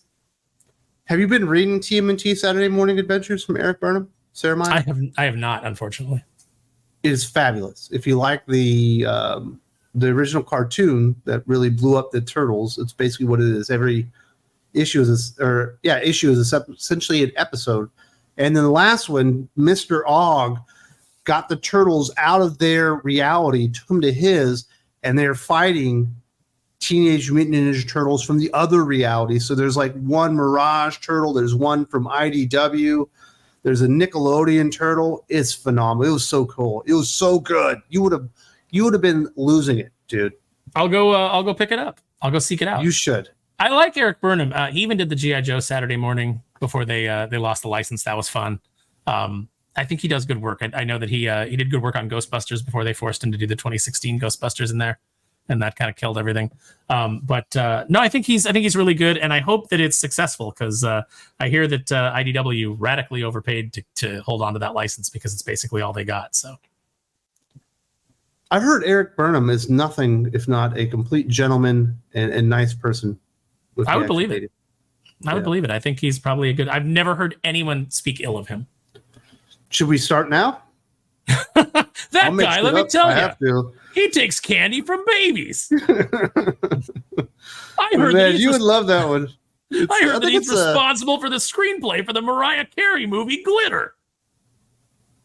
Did you see that movie? No, I never saw it, but I know it's supposedly horrible. Is there a movie that I heard he was executive producer of that Honey Daniels movie? Like we could just name bad. Like he's responsible for the worst movies ever. Just all these rumors about poor Eric Burnham. What is the worst movie you've ever watched? The worst movie I've ever watched that I haven't enjoyed, because there's a lot of terrible movies that, like, obviously. No, just the worst movie you ever watched. Champagne and Bullets. It even beat out like several Neil Breen movies that I've seen, because at least those are bizarrely hilarious. What's Champagne and Bullets? Is that a porno? No, it's a vanity project. I think it's got like 3 different names too, because I think the guy's like repackaged it 3 different times. But it's just this guy who shot his own movie where he's like the hero, and he's such a deer in headlights every time he has to act. It's awful. It's awful. And if you do any digging into like how it got made, it's just he's like, oh yeah, I cast myself against all these Playboy bunnies, or against this Playboy bunny as my girlfriend, because I interviewed hundreds of actresses and none of them were any good. And then I saw this girl in an interview or something like that, and she was perfect. And I'm like, yeah, it had nothing to do with the fact that you probably had her magazine with her centerfold like in your bathroom, and we're like, hey, I want to make out with this girl for for scenes. It's awful. It's awful. Like he's supposed to be a cop, but then he's also like a local singing sensation. It's got like all of the hallmarks of like a vanity project that some guy has made. Like just, it's the self-insert movie. It's like basically what terrible comic book writers do in comics, but cinematically. You know who else apparently did that for his casting stuff was John Laurinaitis. When he was like the head talent relations guy at WWE or whatever. The way that he would discover like the Bella twins was by going through lingerie catalogs and be like, call their agent, and then he would try to hire them to be wrestlers and train them. Yeah, and so that he could have a shot at sleeping with them. I mean, this is an old Hollywood. Well, he tactic. slept with their mom, so he kind of like give him an attaboy, I guess. I think he married her. If you listen to, I mean, if any of the lawsuit allegations are true, there was a lot of that going around. I mean, that's basically the old Hollywood trick, right? Is like just the Harvey Weinstein is just cast a girl that you want to sleep with, and then try and force yourself on her to get the role. Yeah, apparently that's how he did that. I think The Last Jedi is awful as a movie, but I think maybe Jurassic World 2 might be worse. Jurassic World 2 is awful, but it's still not as bad as Jurassic World 3. I didn't see Dominion. Yeah, you did not miss anything. I saw the second one in theater, but I didn't see the third one because the second one was so bad. I was warned from seeing the second one. Allie told me, don't go see Jurassic World 2. You are not going to enjoy it. And then one night I watched on. Was that like a dare? Like, no. Tell me what I can't do. Yeah, I'm going right now. I'm going to go see it. Like, listen, we saw Rise of Skywalker together, and I'm surprised we still talk. That movie, we just walked away from each other at that point, and didn't talk for a while because we just both had to see you in a year. Both had to process what we had just got to decompress from this shit. God, that second awful. Jurassic Park movie is fucking awful, though. Do you think it's worse than? You sat through Rise of Skywalker? Do you think it's worse than Rise of Skywalker? I went into Rise of Skywalker expecting it to be terrible. It's a different experience when you enjoyed Jurassic World for all the nostalgia and everything, and enjoyed your thing, and you're like, oh, I like Chris Pratt here, and I don't think that maybe Opie's daughter should be here, but whatever, it works. Then when you get into the second one, you're like, fuck me. I guess it's not about dinosaurs anymore. What is this shit? The third one is about locusts. Because that's what you want to see. What you want to see when you go to a Jurassic Park movie, right? You want to see giant locusts. I want to see somebody put a fucking saddle on a velociraptor and ride it. You know what I mean? Do something cool. That's why Jurassic World got butts in the seats, because you were like, wait, is he riding a motorcycle surrounded by raptors that are running with him? Exactly. What's this about? I got to see this. As soon as those two people on the team that are under like 25 years old, and the one's got fucking purple hair, you're like, oh God. It's those characters, the same characters that they are in every other fucking movie. Mm-hmm. Like, oh my goodness. And then for some reason, the dude that made Jurassic Park cloned his fucking granddaughter. Yeah, and we're supposed to care. And she lets him go at the end. She's like, they're going to murder so many people. I always like that when they introduce somebody that like was not present in that. Like, I was John Hammond's secret partner in all of this, and you're like, sure, why not?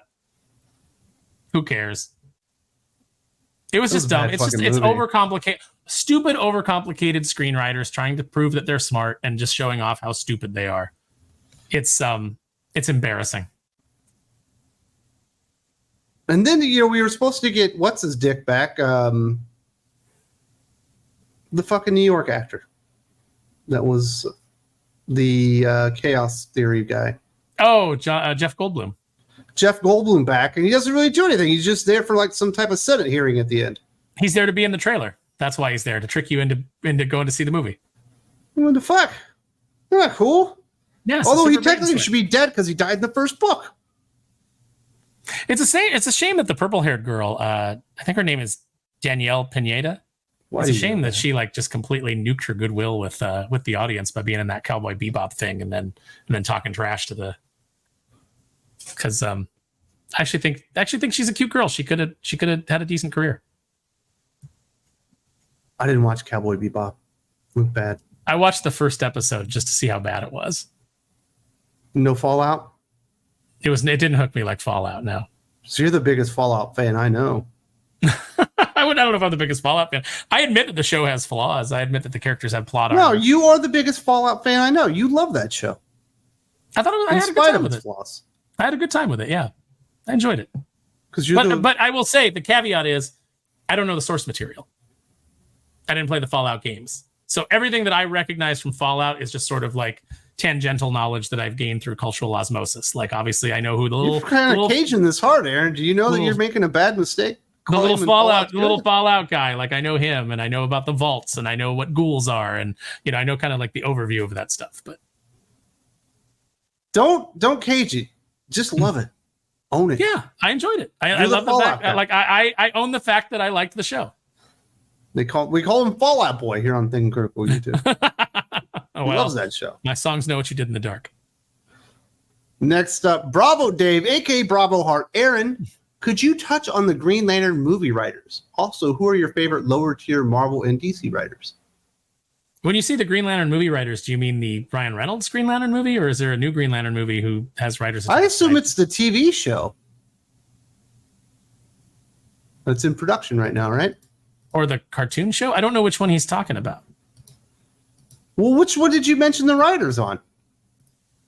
I'm certain this must be a response to something you said. Well, maybe. Okay, so if we're going with, if it's related to something I've said, Damon Lindelof is going to be writing the Green Lantern TV show. Oh God. Then Ozark showrunner Chris Munday and author Tom King are also part of the team. There you go. So Lindelof is from Lost and Watchmen. And Prometheus. They made a Prometheus show? Yeah, no, Prometheus the movie. For some reason, I thought What's His Dick did that. Ridley Scott directed it, but Damon Lindelof wrote the screenplay. Maybe that's why it sucked so bad. Yeah, it sucked real bad. Just like Watchmen sucked real bad. Just like Damon Lindelof's resolution to all the stuff in Lost sucked real bad. Just like everybody from Bad Robot that touches anything. For some reason, these a-holes keep failing upwards, and everything they touch turns to crap. So I have no faith in this Green Lantern show with this team. Yeah, Tom King is in the room? Why? Why would you put Tom King in there? James Gunn really appreciates Tom King. He says he's the best writer in comics. That makes James Gunn super sus. I don't know. Ozark was pretty good until the end. That's what I hear. I never watched it. I mean, I think I watched the first couple episodes. It's fine. I mean, I like Jason Bateman. Yeah, I like Jason Bateman in pretty much anything. But yeah, that's all I have to say about that. I can tell you the guys that did the Green Lantern cartoon that introduced Razor to the Red Lantern Corps, those guys are great. I can tell you that. So you're not expecting anything from Lindelof? No. I'm especially not expecting anything from any room that allows Tom King in it. Well, he's in the writer's room from all of this stuff on DC. That's why I'm not expecting anything from these DC movies. That's why I'm hoping the Superman movie really blows up, and maybe Supergirl, Woman of Tomorrow blows up, and then he won't have to slum in comic books anymore, and I won't have to read his bullshit. I think you're hoping against hope that these movies are going to blow up. I think people are tired of it. I think Superman will do fine.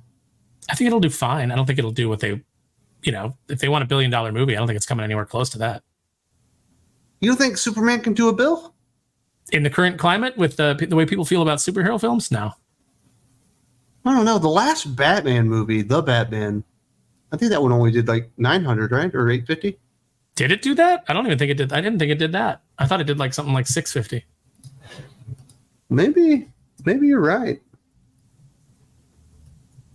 Let's see. Let's do a little search. I hated 800 million. Okay, and that's worldwide, right? Yeah. So basically, if they're lucky, it brought in 400 million. No, I mean, but still, I mean, that's 800 million is decent, but you would expect Batman to go over $1 billion. Yeah, you would expect a Batman movie to be $1 billion movie.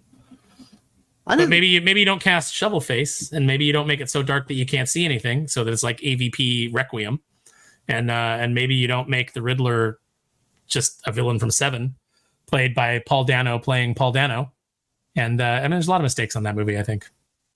I don't think the one thing awful. I don't think. But no, the biggest problem with but it is it's the second movie of a trilogy instead of the first one, and having Batman lose in his first movie is bad. Yeah. That whole ending scene with all of the incels, internet incels, was just like, why are we doing this? And you're gonna have to refresh my memory. Did I forget something? Yeah, the whole ending, the whole last like 45 minutes of the movie are just like, it feels like a different movie was tacked on to the end. I remember incels. Yeah, it was like all of Riddler's little internet followers. Oh. Why do they always have to like incorporate social media into like long-standing villains now? Because like hacks only have clever. 3 ideas. Yeah. Hey, how about this? What about a superhero book about a superhero team, Wes? But they're all social media influencers. What if we do that? Well, they try to make them reality stars. They've already tried to do reality stars. They already tried to do the celebrity thing. Like Rob Liefeld was doing that back in the late 90s or mid 90s with Youngblood. It's already been done. You're not bringing anything new to the table with it. And you're certainly not bringing anything new to the table when you're like, hey, let's get alleged funny guy. What's his name on the book? I can't even be bothered to remember his name. Mark Russell. That dude's he's a satirist. Yeah, he's great. Or is it satirist? You seem like a word Nazi. Is it satirist or satirist? It's satirist. But I know that you like to say things. I know that you like to mispronounce things because then people comment on it and then it helps the algorithm. You sneaky, Mr. Sneaky Man. So who are your favorite lower tier Marvel DC writers? The guys that never really got a big name, but you knew you liked them. I don't think Christos Gage has ever been as big as I think that he deserved. No, he'd be a lower level. I like him. I like him better on the indie scene, but mostly does Marvel. Let me look up. I want to look up a specific book here because I want to make sure that I'm getting the writer correct. Obviously, mine's like Robert Venditti. Never got what he deserved. Although his Green Lantern Corps book did so well. Jeremy Adams would be another one, kind of a lower. Well, I think Jeremy Adams is still up and coming. I don't think his star has hit its peak yet. I also don't think that Robert Venditti's hit his peak yet. I think as the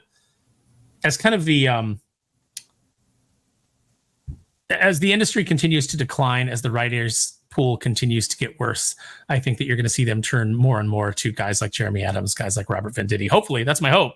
Guys with actual talent. We need less T. Franklins, less Danny Lores, less Matthew Rosenbergs, and more Robert Venditti's, more Jeremy Adams.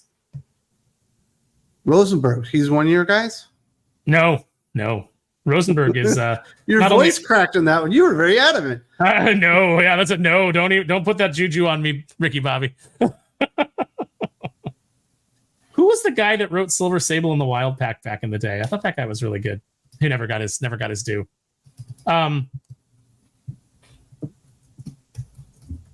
There's a lot of guys that just kind of like came and went that I thought were pretty good. There's a lot of artists too that I think we kind of need to revisit. There's longtime guys like from when I was a kid that like what's Steve Englehart doing these days?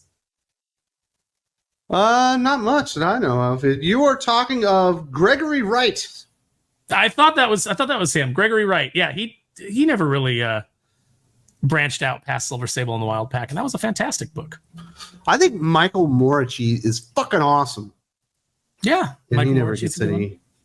He never gets a whole lot of breaks. He's at least worked at DC a little bit.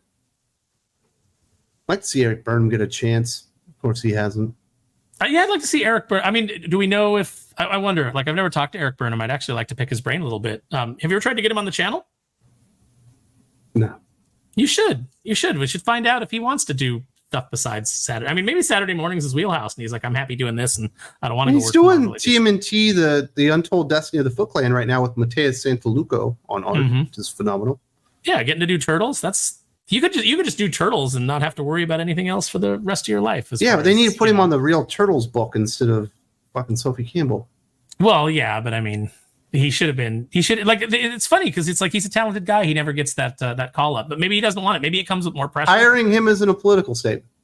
Yeah, it's a quality statement. Nobody wants to make that statement. We need to go back to making quality statements in comics. Maybe people will be reading them.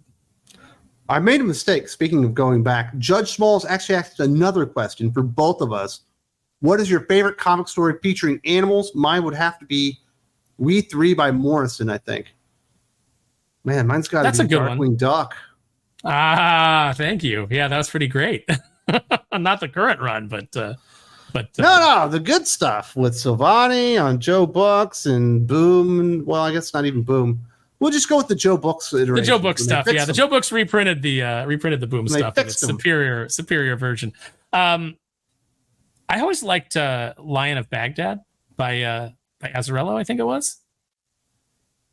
It was the story of the lions that escaped the Iraq zoo. It's a tragic story, but the lion pride that escapes the Iraq zoo during the American invasion of Iraq.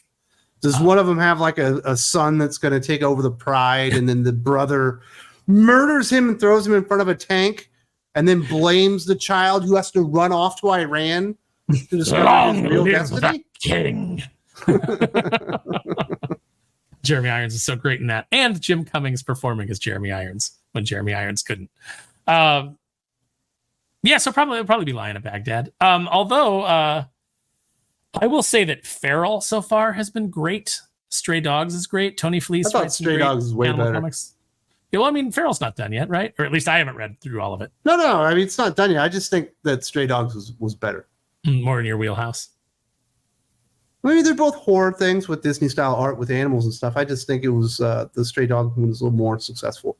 If you want to count stuffed animals, I'd say the Stuffed of Legends is really fun. Man, I know this is Tom King. We already trashed him, but the Elmer Fudd Well, I guess Elmer Fudd's not an animal. Never mind, he's a Looney Tune. Whatever happened to Hero Bear and the Kid? I don't know. It was very Calvin and Hobbes, but it was really charming. Mike Kunkel's art was really nice. I know that at one point it was optioned for a movie, and then I don't know whatever happened with that, and then it was published by Boom for a while because they were like, we want to get in on that movie option, and they were never able to make it happen. And then it kind of fell off my radar, and I never saw it again. Occasionally, I do still see girls wearing like at cons with a Hero Bear and the Kid shirt. Very nice. Next up, we got Yuri Volti, aka Thunderstroke. Hi, Wes and Aaron. Aaron, you said before that if given the chance, you would try and take a crack at Kamala Khan. Are there any other characters either of you think or see and think I can make that character work? Thank you both. I think it was Phil Hester who once said that every writer deep down has said to themselves and perhaps lied to themselves that I'm the guy that can make Doom Patrol work. What do you mean? Doom Patrol does work. Doom Patrol does work, but I'm just quoting Phil Hester because I always thought that was a funny statement. Obviously, there's writers that have made Doom Patrol work. Rachel Pollack and actually, Grant Morrison.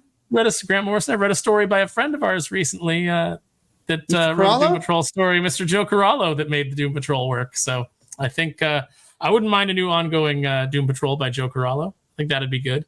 For characters that I've looked at that I've thought, man, I could make that character work. I mean, obviously Kamala Khan is one that I would like a crack at. We've talked about Captain Marvel. DC, I'd love to do the Question, but I mean the real Question, Vic Sage. Not Montoya? Not Montoya, no. Is that because you're sexist and you hate her because she's a strong Latina woman? I like strong Latina women. What are you trying to say? I'm trying to say that I have no problem with strong Latina women. In fact, I'm a fan. But I don't know who's over at DC that like I think that character could be. It would good. have to be a character that isn't working all the time. You know, Aquaman's a character that's at least famous, but doesn't really seem to work. Mine would probably be, I guarantee you, I would fucking make Speedy, Arsenal, whatever you want to call him, work. I love that character. He's awesome. That's a great character. Wonder Woman. I think Wonder Woman's a great character. Tom King's already made her work, right? Yeah, Tom in King, the kitchen. She makes a wonderful sandwich. Wonder Woman would be great because I've always really liked Diana. Obviously, because I wanted to make her a major focus of, when we pitched our Justice League Unlimited comic to DC that went nowhere. She was going to be a huge part of it. Also, I really love Susan Eisenberg, who did her voice in those. You okay, Wes? Wes is dying, everybody. He's got the... he's gone rogue. He's got the mange. I've never really given it a lot of thought, but DC's definitely got some characters there. I'd like to tell some stories with some of the villains, throughout Marvel history. I think that there's good stories to be told with like the Vulture. I think that you can focus on a villain and tell some compelling stories about. You want to do lives. the Vulture or his granddaughter? I'll do the Vulture because she's also the Vulture. Yeah, no. Just like when I say Doc Ock, I mean Doc Ock, not Lady Doc Ock.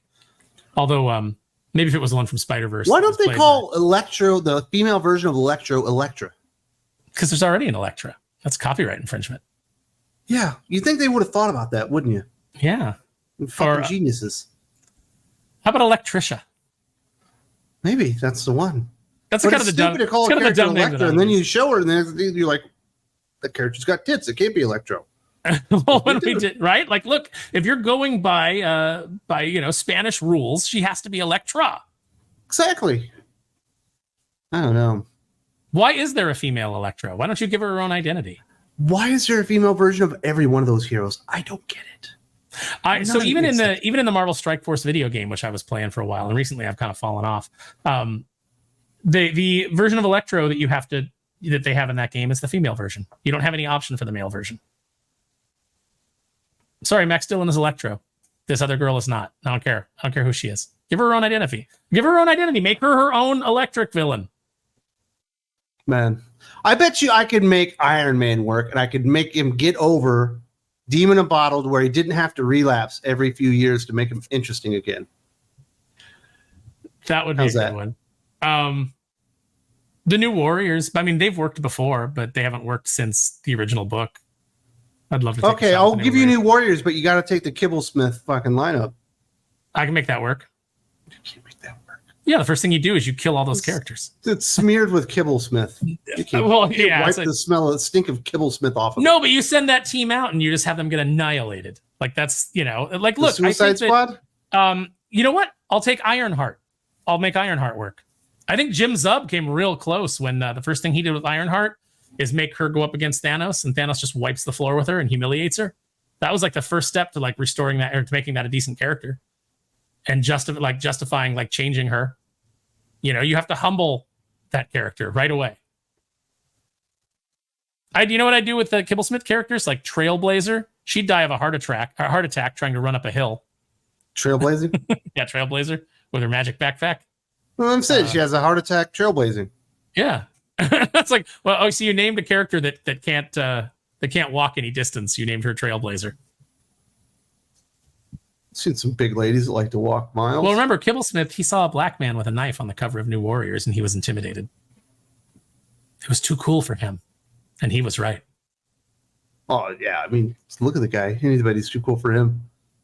I don't mean to be mean, but I'm going to do it anyway. But he looks like the guy that gets a present from his wife's boyfriend for Christmas. He looks like the guy that buys a present for his wife's boyfriend. Perhaps. I got you the PlayStation 5. Now let me drive you to work. Next question is from AL, aka Turbo Lass. Can you do a comparison of G.I. Joe Real American Hero cartoon to the comics? I found the cartoon first, and the boys in my class bought the comics into class. I would borrow them and read them during lunch period. What's the big difference between the cartoon and the comics on G.I. Joe Real American Hero, Aaron? The cartoon is goofy Saturday morning fare. A lot of the plots are really, over the top and silly, but still fun. The G.I. Joe comic took itself much more seriously. The G.I. Joe comic, I think Larry Hama's described it as it's not a power fantasy, it's a loyalty fantasy. It's the idea of being shoulder to shoulder with this team of people who always have your back. And that's what makes it work. I think the biggest difference between the comic version and the cartoon version of G.I. Joe is that Cobra is not a joke. In the cartoons, Cobra Commander is a buffoon, and his plots are always like way over the top. Like, we're going to, create dinosaurs, then we're going to shrink them, and we're going to put them in Christmas presents. And we're going to steal the sun and take money for the UU. Okay. Originally they had some good ideas. We've got the mass device, we've got the weather dominator, and then we're going to make like fatal fluffy creatures on the moon that when you play a specific note, they turn into big monsters and create a pyramid of darkness over the earth. And like just all those insane plots that they would have to do for the cartoons. By the way, Pyramid of Darkness is one of the worst things they've ever done on the G.I. Joe cartoon. It's awful. And they ruined Snake Eyes in that. Didn't know what to do with him. Snake Eyes is cool in the comic books. He's not cool in the cartoon. Yeah, the biggest difference is that Cobra Commander is an actual threat. Cobra is an actual threat in the G.I. Joe comic books.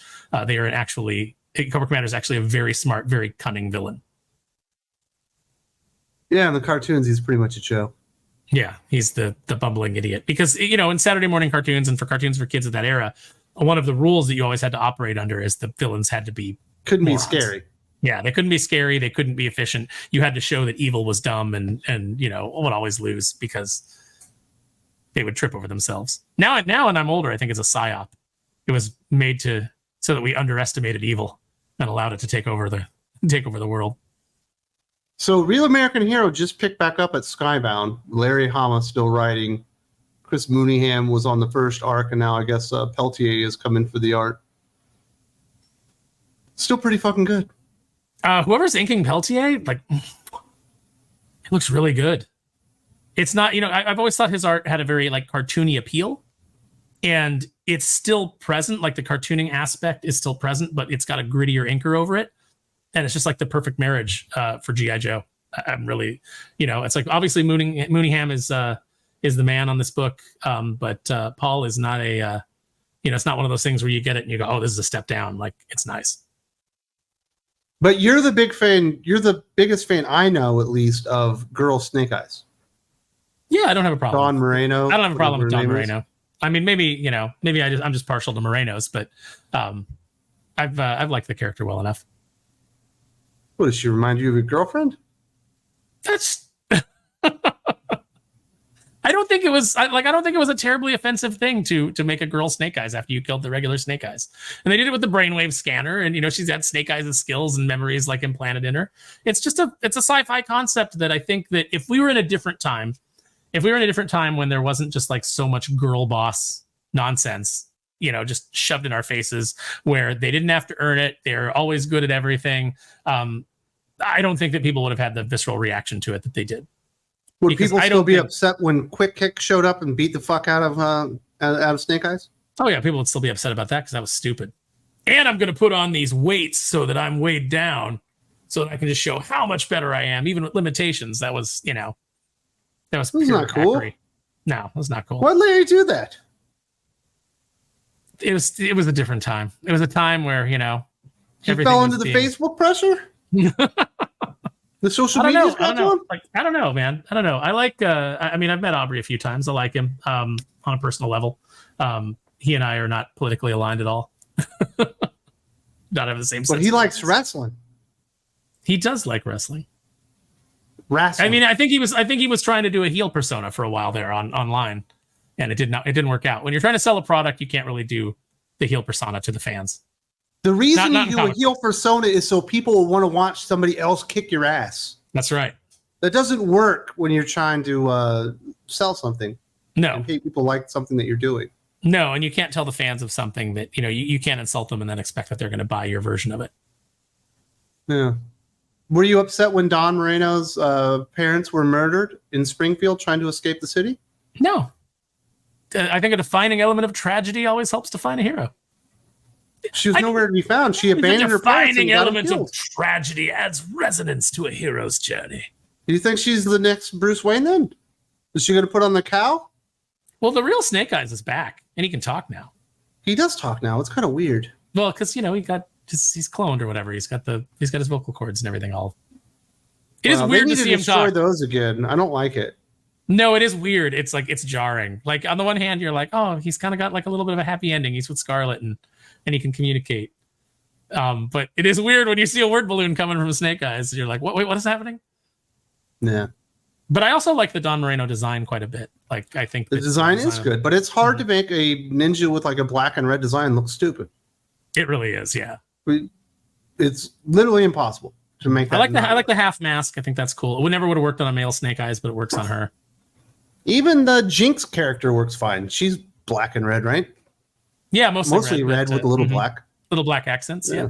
It doesn't matter what you do. It always works. Mm-hmm. Red and black wins in a fight? Jinx or fucking Don Moreno? She's got all Snake Eyes' skills. She wins. Yeah, but she doesn't have his muscles. But does she have Jinx muscles that literally are has a lifetime of fucking training, dude. It's fair. Yeah, I'll give the edge to Jinx. You go to the buckle and give some girl fucking Snake Eyes' abilities. That doesn't mean she can kick your ass. That's a good point. You know what I mean? But you're applying real world logic to a place where they even put the memories and the skills of someone into somebody else using a brainwave scanner. So, it's like you can't go. Yeah, but they didn't put the muscle mass on him or beef her up or anything. Who knows? Maybe the brainwave scanner is also the muscle generator. We don't know. You could write that in and we'd have to accept it because damn it, that's comic books, right? I'd question it. I question everything, Aaron. That's true. I think that's a good way to be. We've got one final question before this Geek Fix special available on YouTube and the Patreon is over. You ready for the final question? Yes, let's do it. Hey, Wes and Aaron. This is from Jack Halsey, a.k.a. Jackson Forever, my buddy in Kansas City. Do you have any toys or figures from your childhood that you wish you still had today? For me, being a kid that grew up in the 70s, I absolutely loved all the Mego figures. They wouldn't be worth anything money-wise, but it would mean the world to me. Unfortunately, they're all lost in a move. Are kids now even interested in playing with actual figures and toys? Or is it all geared towards more adult demographic? Best keep up. So we'll hit the first one first, I guess. Or you want to do it last because it's more exciting? Yeah, let's do that one last. Let's do the others first. All right. Are kids even interested in playing with action figures, or is it all geared towards adults and collectors? Kids are still interested in playing with action figures, but it also it has to be instilled in them by their parents or they have to have friends that want to play with their action figures. If you're one of those parents that just hands your kid an iPad and they grow up on screens, and then they're obsessed with video games and like YouTube videos and things like that, they're probably not going to be into action figures. If you're a parent who doesn't want your kids messing around with screens until they're older and their brains are more developed and can handle it, then you're going to give them action figures. You're going to give them things that, they're kind of like the building blocks of imagination. I think part of the reason that we have such terrible writers today coming into the industry is because you've got a whole generation of people that grew up on screens instead of being kicked out into the backyard with just a couple action figures and having to use their imagination to build their own stories.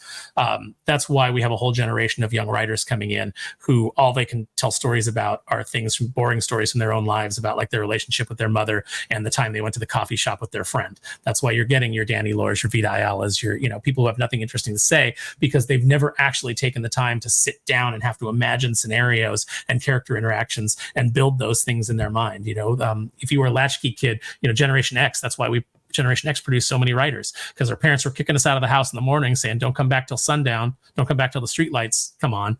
And, maybe you had your little bag of action figures or you had to go out and you just had to like role play yourself. But you had to use your imagination to actually have a good time.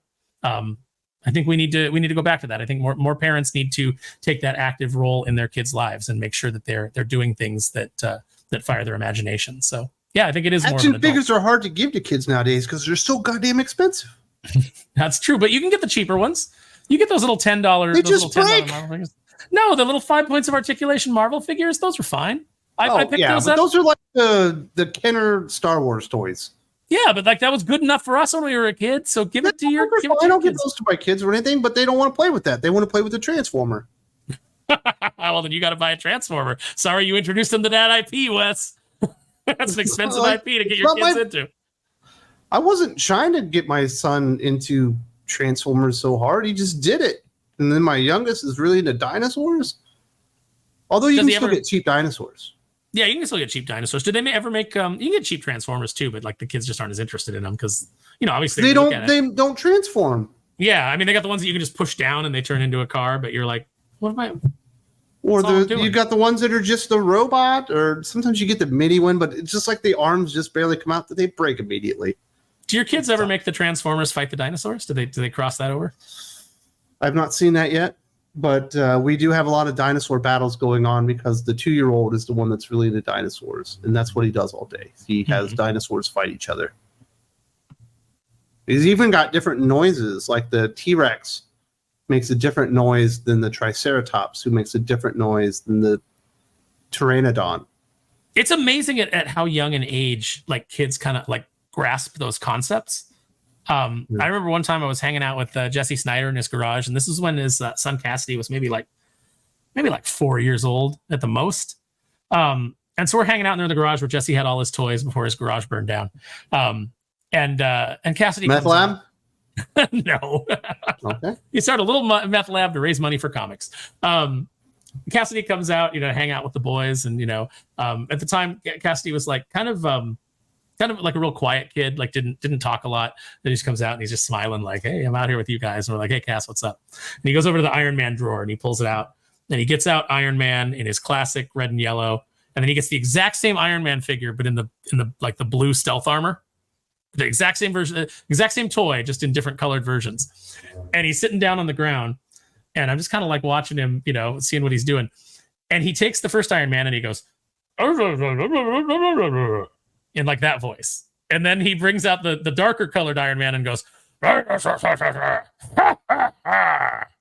I was like, he looked at those two and he was like, well, the one in the dark armor is obviously the bad guy. And so he's going to talk like a bad guy. And even though he was, not particularly verbal, and he was just mostly saying nonsense. Yeah, he had to be even younger than 4. He had to be like maybe between 2 and 3. But I don't know at what age kids do things. But he understood. He understood inherently that the bad guy talks in a more intimidating voice and then has an evil laugh.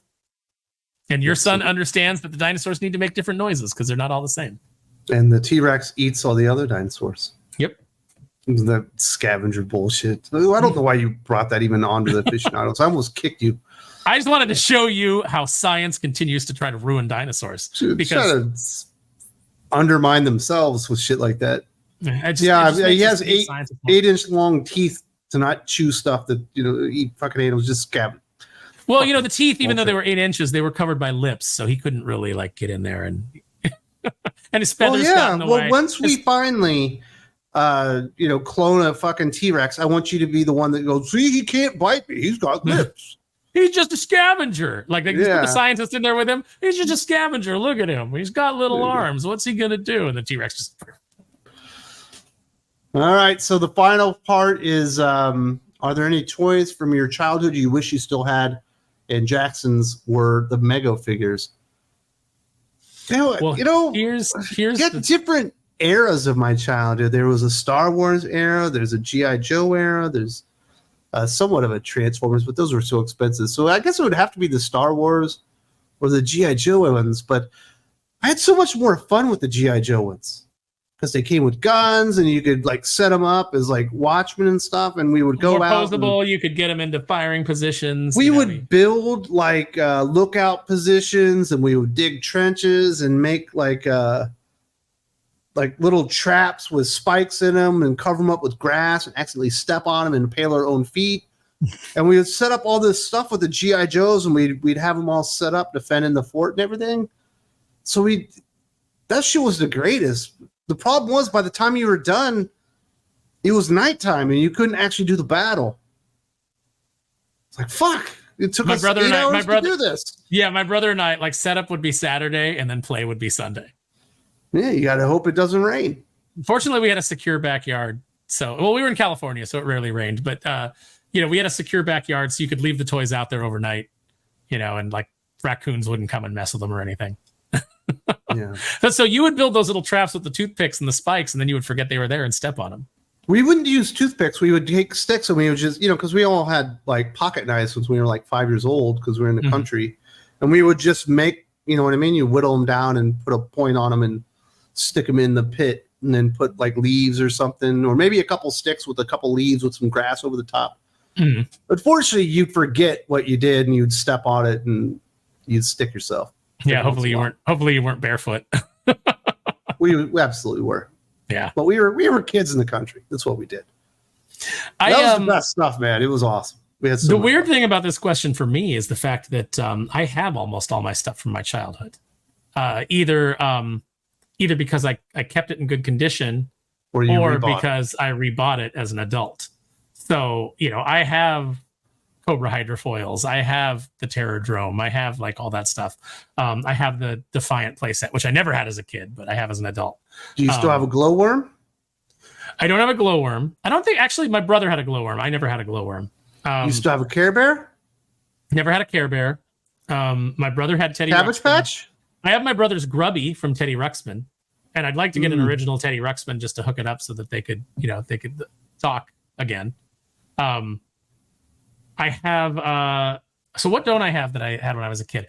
I wish I still had Stretch Monster and Stretch Worm or Stretch Serpent. I had both of those as a kid. Okay, so Stretch Monster was like the villain of Stretch Armstrong. He was a big green monster, and you could like you could stretch him out, but eventually he would tear, and all the purple goo inside of him would leak out. So both him and Stretch Serpent, I still have their heads because they had hard plastic heads, but their bodies long ago deteriorated and bled out. So I wish I still had intact versions of those because those were fun. One thing I did have as a kid that was a grail that I wanted to get in. Yeah, I kept the heads. Why? I don't know. It's kind of weird. I'm a toy hoarder. I keep things. You were a toy hoarder when you were 7? In my head, I was a collector of things. I had treasures. Are you sure you're not? Yeah, you just might be a hoarder. But of toys. Like I don't have like a bunch of newspapers that are falling over on like my cat skeletons or anything like that. Like when you see the hoarding shows. You have your version of that with these heads of toys that you haven't had in 40 years. Yeah, you're probably right. There's probably a hoarding. I know I'm right. We got to call a psychologist. What's going on here with you? Well, listen, everything that collectors do is based on childhood trauma, right? So this is just me working through it. Is it trauma? The fact that I liked your toys? I liked my toys, but I didn't have a good childhood, so that's why I'm enjoying my adult childhood quite a bit. Yeah, we had a few things go on that were odd. Yeah, it was. At the time, you thought it was normal because it was all you knew, and then you'd meet other people. They'd tell you about their childhood, and you'd be like, "Oh, my childhood might have been really messed up." Eventually, we're gonna have to do that Mother's Day special we've talked about a few times. Yeah, that'd be great. To try and see who's got the best mom stories. Just compare those. Oh, it'd be so good. Those, and then one thing that I lamented not having anymore that I recently, just like maybe 2 years ago, came across at a convention that was 100% complete and intact. It even had like some other kids' little papers in it with ones that he had done. Was the Mighty Men and Monster Maker. It was this plastic tray, and you had different plates, like a head plate, a torso plate, and a leg plate. And you could put those, assemble those any way that you wanted, then put a piece of paper over it, close the lid, and then take a crayon that was in a little, they had a little plastic applicator. You'd stick a crayon in sideways, and you'd go like that across it, and then it would make the drawing of the creature that you put together. And I always had a good time with that. And so found one that was 100% complete and picked that up. So that was obtained. You know what I miss from my childhood that I would buy all over again? All of the Choose Your Own Adventure books I had, all of the G.I. Joe Find Your Fate books I had. I'd buy those all again. The best Choose Your Own Adventure books I ever read were Indiana Jones. Those were great. Yeah, I'd take all of those again. They were always good. I think those were technically like Find Your Fate, because I think they had whatever, man. It's the fucking concept. What are you haven't even seen Goonies. Do not be trying to correct me on anything. First of all, did you ever do the Kickstarter for Lose Your Own Adventure? No. It was a Choose Your Own Adventure book, but it was like you were investigating the JFK assassination. So no matter what you did, you lost. It was a fun book. It was a fun Kickstarter. Very nice. I do want to say thank you very much to Aaron for joining me today. Obviously, I'm on vacation. We recorded this ahead of time. Had a lot of fun answering all these questions from the Patreon backers. Yeah, this was good. I had a good time. So yeah, send us more questions. We'll do this again if you guys want us to. Yeah, obviously we do a weekly Q&A with Doc, but we'll start doing this. I don't think about maybe not every month, but every quarter or something. So I had a lot of fun here, and obviously Aaron and I do the Geek Fix every single Wednesday on Think Critical Patreon. One of the goodies that you can get on if you get the Sparrow's Never-Ending Christmas Tree tier on there, and we have a whole lot of fun with that. It's a little bit more structured there, but we definitely go on lots of side quests and adventures talking about everything under the sun other than what we started out talking about. But if you enjoy this, definitely go check it out. We have a lot of fun doing that. There's a link in the video description to the Patreon if you would like to consider backing us there.